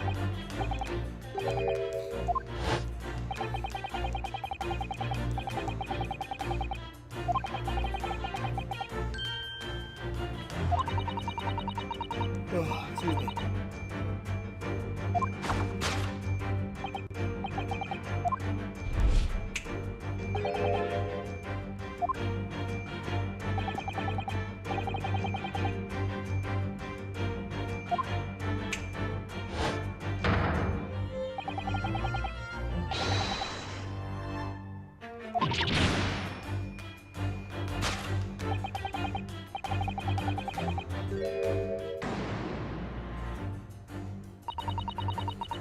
To think gravity could have been reversed in this very room, I find the whole idea utterly enthralling. Only Mr. Sholmes could conceive such an explanation. But the man himself admitted it was a scientific impossibility. So, yes, you're quite right. We must completely discount the idea at once. Oh, that's unusually merciless of you, Susato. When you have eliminated the impossible, whatever remains must be the truth. The great detective himself said so, didn't he? While refusing to part with his dreams of anti-gravity devices. Yes, I suppose so. Well, let's see if examining this topsy-turvy scene a little more closely reveals some proof that shows exactly what the gravity in this room was or wasn't doing.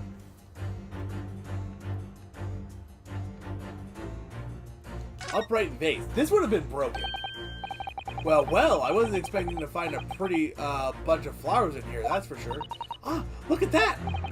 I know. That slender little vase looks like it's about to topple at any moment. The flowers are thriving. Somehow it makes you think of the fragility of life, wouldn't you say? To be honest, Mr. Naruhodo, something else is about it made a rather deeper impression on me. Yeah, this would have been broken. Take that!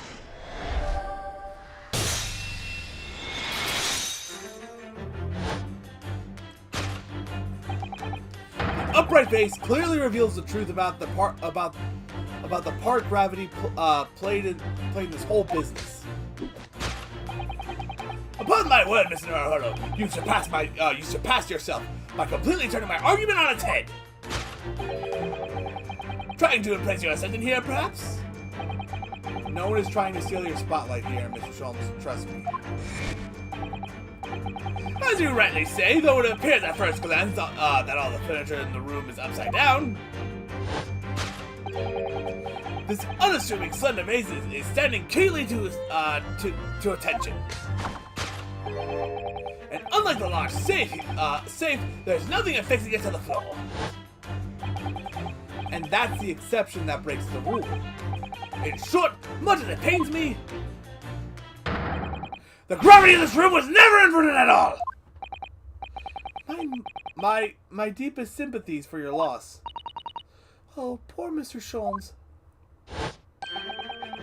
But the show must go on, so let's continue with our deductions. Now that we know the contrivance is in fact not an anti-gravity device, there remains but one other possibility. You don't say. Someone deliberately turned over every piece of furniture in here. Which might sound obvious, but leaves one mystery very much unsolved. Namely, why would anyone choose to do that? 1 second.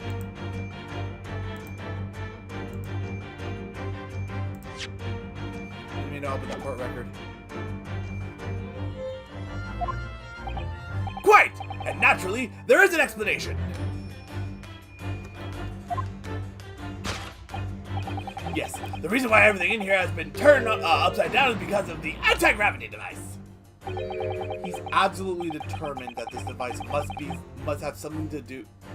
He's absolutely determined that this device must have something to do with it, isn't he? I'm afraid the lure of an exciting scientific explanation is too strong. Well, there's no doubt that somebody did this. Somebody turned all this furniture over. So whoever it whoever it was must have had a reason. I'm afraid nothing comes to mind at all, though. Well, let's look around and see if the answer presents itself. Safe combination. Look, there's something written on the other side of the on the underside of this armchair. Oh yes, safe 432582. Safe? As in safe and secure? As in secure lockable box, I think. Admittedly, more likely. Oh, there is a large safe bolted to the floor on the other side of the room, so yes. So you mean this number would let us open it? I wonder why it's written here, though.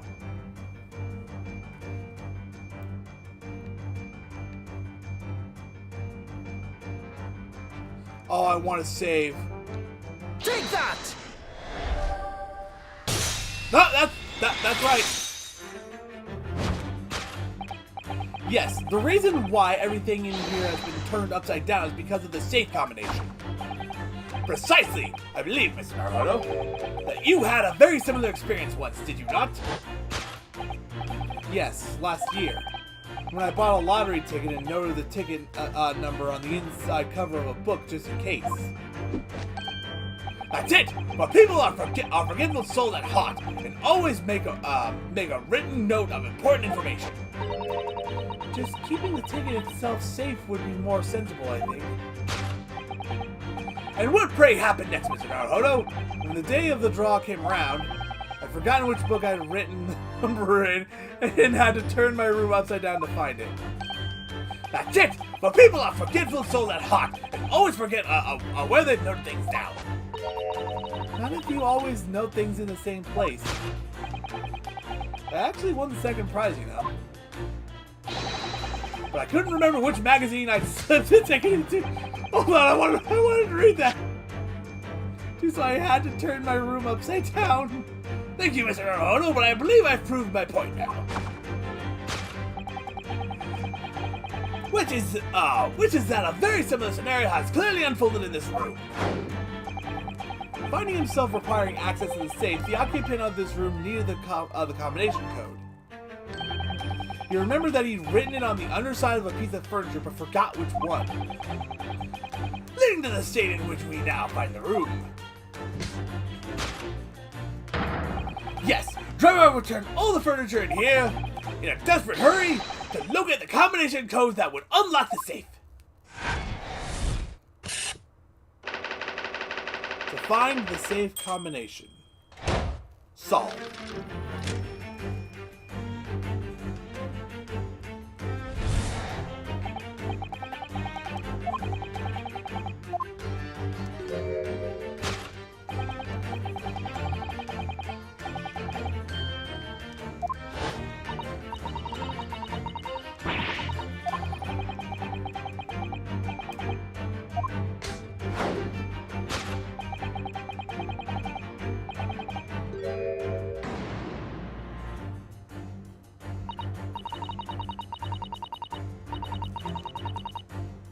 Well, if a change in the direction of gravity can't explain it, then how did those footprints get there? Yes, I feel as though that particular mystery has just become even harder to solve. I can't think of any other way to explain it at all. Oh, life was so much simpler in those halcyon days when gravity could be reversed. It was minutes ago, and those halcyon days never existed in the first place. Well, I suppose we must simply put our faith in Mr. Sholmes and observe the area in more detail. Putting our faith in Mr. Sholmes is what gets us into these situations in the first place. Balloon! Oh! What?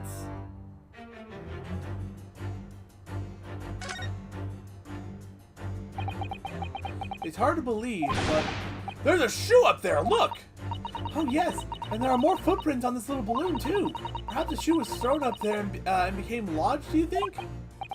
If so, then judging from the number of footprints, it must have been thrown up several times. Why would anyone be throwing shoes up at the ceiling though? Probably to kill a bug. Oh dear, that's beyond me, I'm afraid. Take that! That's wrong, isn't it? Nope, that's right!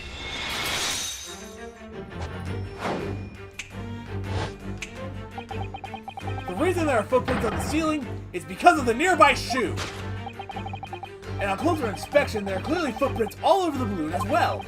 In other words, the aim was never the skyline at all, but the balloon. But for what purpose? A green balloon? That seems somewhat familiar, Data. Ah! It was a piece of a green balloon's envelope that Mr. Naruhodo and Iris found at the scene. Inside the green balloon that Mr. Gotts claims he saw above the stage when the incident occurred was the second birdcage, the crux of the whole instantaneous kinesis deception.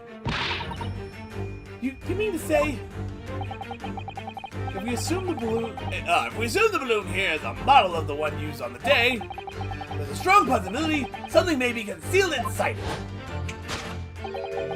Something our absconder was desperate to retrieve before making a hasty getaway. But the balloon's out of reach.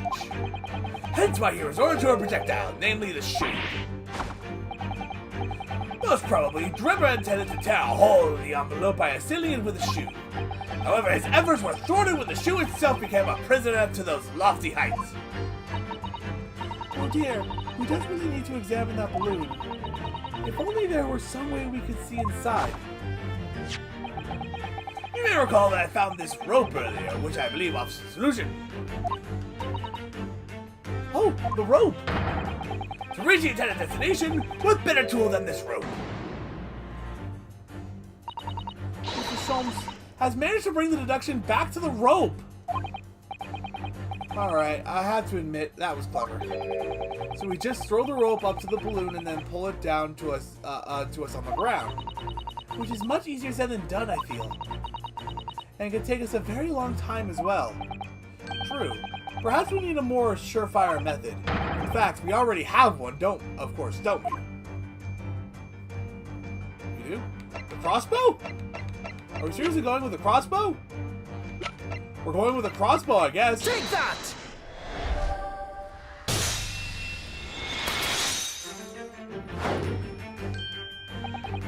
To reach the intended destination, what better tool than this crossbow? That was found at the scene, in fact.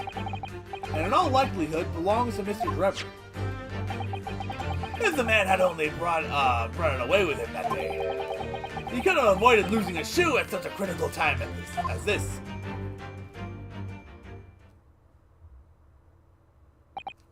So, shall we? Your curiosity is deeply stirred, no doubt, my dear fellows. What is that Enoch Drebber has hidden inside that balloon?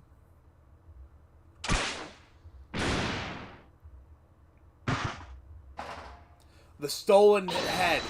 Ah! What the? A waxwork?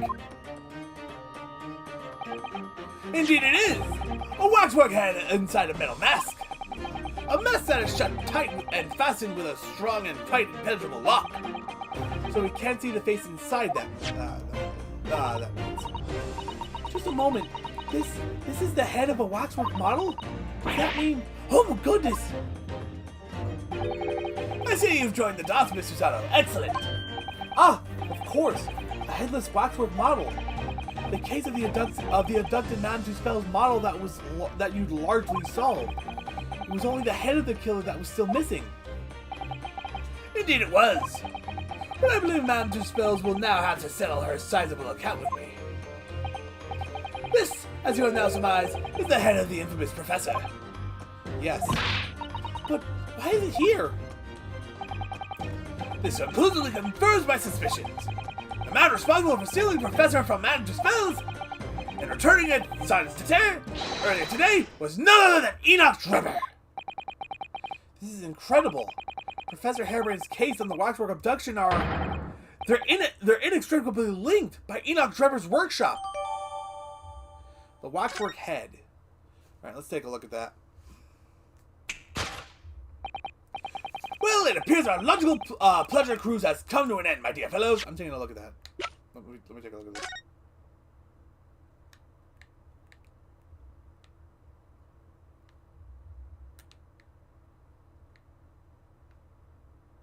Wait. This lock does look very strong, doesn't it? There's definitely no way you could remove the mask yourself if it was put on you. What a terrible way to treat someone, even a convicted criminal. I know, it's starting to make me livid, actually. Mr. Naruhodo, please. I mean, just think about it. Imagine if you had an itch on your cheek all of a sudden. You'd be utterly helpless. Well, yes, that's true. But I'm not sure that warrants quite so much anger. Oh, right. Sorry.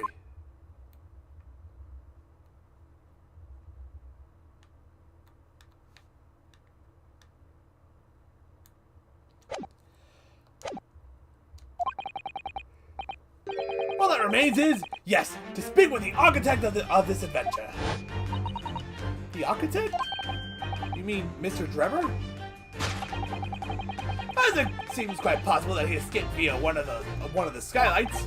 Obviously, the man must be here in this room. What? And his location should be abundantly clear. If you simply reflect on the journey we've made together during this deduction. Enoch Drebber is right here, somewhere in this room? So, Mr. Naruhodo. So, Mr. Naruhodo will do the honors? Yes, of course. Mr. Drebber's hiding place must be the... safe? Look at the We're good. Please move on. Please, thank you. Take that!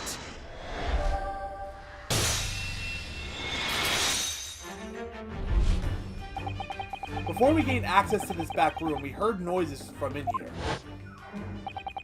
Which tells us that the engineer was still in the building at this point in time. He was in fact searching for the combination to his safe. At press for time, he made no attempt to write the furniture that he overturned in the process. From which we can deduce that his search for the combination happened very recently indeed. In summary, Mr. Enoch Drebber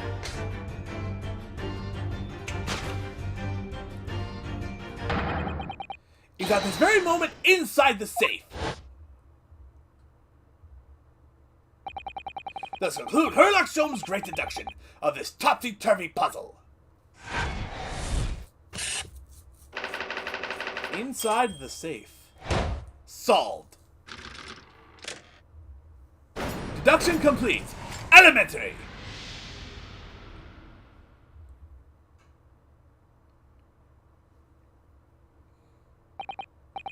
So, Mr. Naruhodo, I think perhaps it's time we ended this game of hide and seek, don't you? By opening the safe, you mean? What else? Let's see. The combination was 1432582. Thanks, Mr. Sato. I knew that! Alright then, here goes.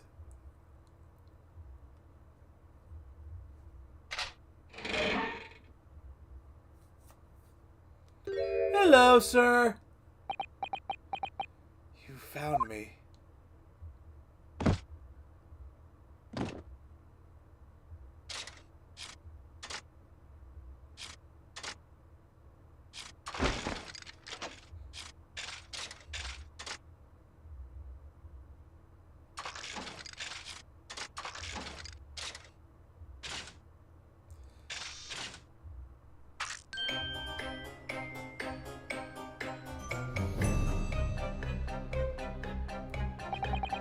Right then, sir. Mr. Enoch Trevor, I presume?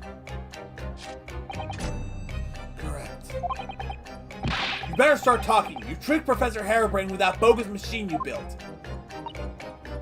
And you still have to explain the theft of the waxwork from Madame Two Spells as well. Also, I would be delighted to answer your many questions.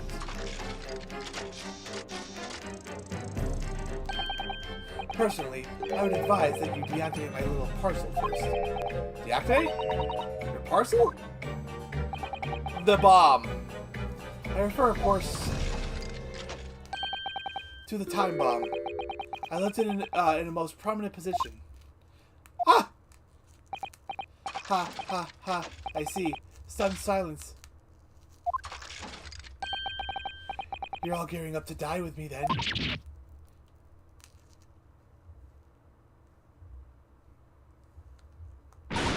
Mr. Sholmes, with only 7 seconds to spare. That was too close for comfort. I've got one foot in the grave already. Are you trying to help us get a killer or get us killed? Mr. Sholmes' deductions can be completely life-altering, can't they? Well, my dear fellows, that was a close shave. The resemblance to an anti-gravity device is really quite startling, I must say. Anti-gravity devices don't exist. Ooh, I wouldn't push it, Mr. Sholmes. Why couldn't you just be... Okay. Don't get me wrong, I'm enjoying the game, but I'm ready to go to bed now. What happened here? What on earth happened here? You found me, haven't you? Don't need to screw me down any further. Everything in here is precisely what it seems. Yeah, we'll be giving it a thorough going over. Don't you worry, driver. What fails to click with me is how you were able to locate my workshop. That I was not expecting. When I heard whistling from the other room, I knew it was time to bolt. Whistling? Ah, that would have been me. Oh! For some reason, I woke in fine fettle today.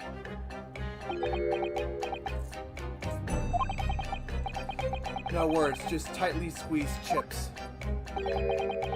Clearly I must have a screw loose, though. I couldn't remember the combination for the safe. Another one loose, as I couldn't remember on which piece of furniture I'd written it down. We also found a rope over by the wall. Yes, I had hoped to exit through the skylight, but sadly the rope was too short. So then I set about searching for the combination code to open the safe. And burning the incriminating blueprints, don't forget! Regrettably, though, you failed to retrieve the head from the balloon among the rafters.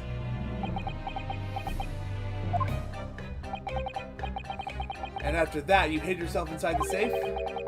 Having first set this parcel ticking? Well, I had no intention of being nailed by the police. The time bomb.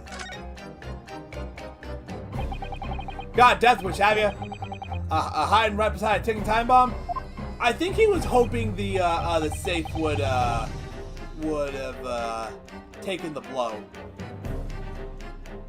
Please, why do you suppose I chose to hide inside the safe? It's no ordinary safe. It's specially designed. A dynamite explosion wouldn't leave a scratch on it. So in fact, the safe was the only safe place. Precisely. But once you climbed inside, you wouldn't have been able to get out again. I invite you to look more closely. The safe is fitted with a handle on the inside to allow the door to be unlocked from within. Ah, so it is. I had always intended to blow this place to smithers in any case. I just wasn't expecting uninvited guests to come along and screw up my plans. Do you mean to say you're planning to blow us all up? No, that was unforeseen. What do you mean?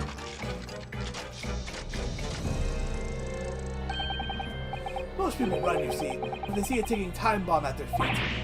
Ah! I calculated the time required for retreat to a safe distance and set the device accordingly.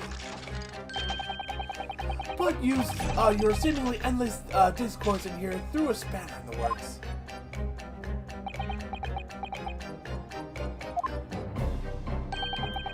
Is something wrong, Gregson?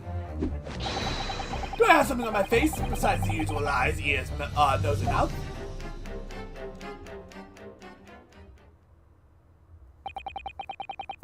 I think we have a fairly good idea of what's been going on here now. But what about the two incidents you've evidently been involved in recently? Professor Harebrain's instantaneous kinesis experiment at the Great Exhibition, and the waxwork model you stole, which this head belongs to. That is no ordinary head, you know. That's the head of the professor. Clad in a mask with a lock so strong I'm unable to open it safely to reveal the killer's identity. I've been considering carrying it around as a... That's enough! What's going on here, Gregson? I'm sure you're aware that I have sole jurisdiction to investigate here. Yes, well... Dr. Scythe again. So the forensic investigation team are here. And you know full well this engineer is a key witness. Why are you allowing this lawyer to access to him? If Lord Strongheart knew of this, you'd be finished. You lot, leave at once. Dear madame, there's no need for such a threatening tone, I assure you. After all, that's no way to greet an old acquaintance, is it, Dr. Scythe? Hello, Sholmes. Mr. Sholmes knows Dr. Scythe? If it's protecting the machine next door that's causing such a sour expression on your face, you are quite misguided. It's really nothing more than a shell, you... Get out! But of course, we'll show ourselves the door. I see you haven't softened at all. Mr. Naruhodo. Yes? It would appear that our delightfully entertaining investigation has run their course for today. Thank God! I like these things to be 2 hours! This is coming on 4! I have to go to bed! Let us leave this place in the doctor's capable hands.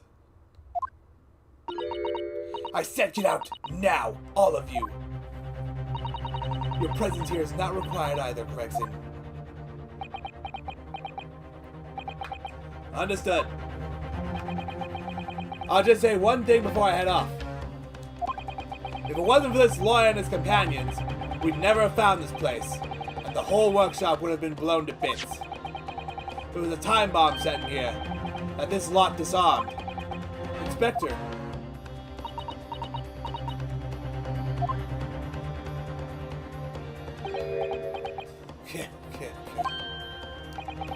Something giving you a chuckle, has it, Drebber? Ah, so sorry. Didn't mean to offend. You're quite right, of course. You did disarm the time bomb, didn't you? Yes, you did disarm that one. What are you... That one?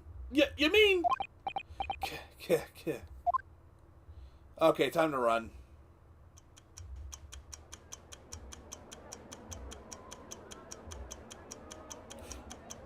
Oh! Shit!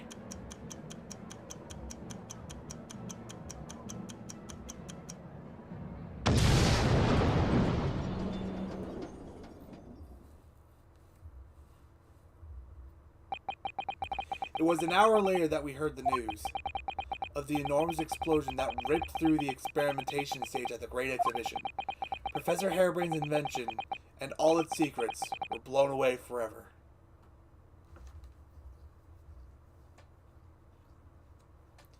To be continued! Alright, it has been almost 2 hours past the time I like these to end. So yeah, I'm ending the stream now. Alright, so in the next part, we shall continue, we shall go back to the Old Bailey and continue the trial itself of Professor Harebrain, and we're finally going to put Enoch Drebber on the stand. And that will be happening next week. Tuesday, 7 p.m. Eastern Standard Time, assuming everything goes well with what I do before these streams. But in between now and then, you can catch me playing Pokemon Crystal on Saturday, 2 p.m. Eastern Standard Time, where, well, we made it to Ecruteak, so we're going to see what's going on there and get our 4th gym badge. Alright, I will see you guys then.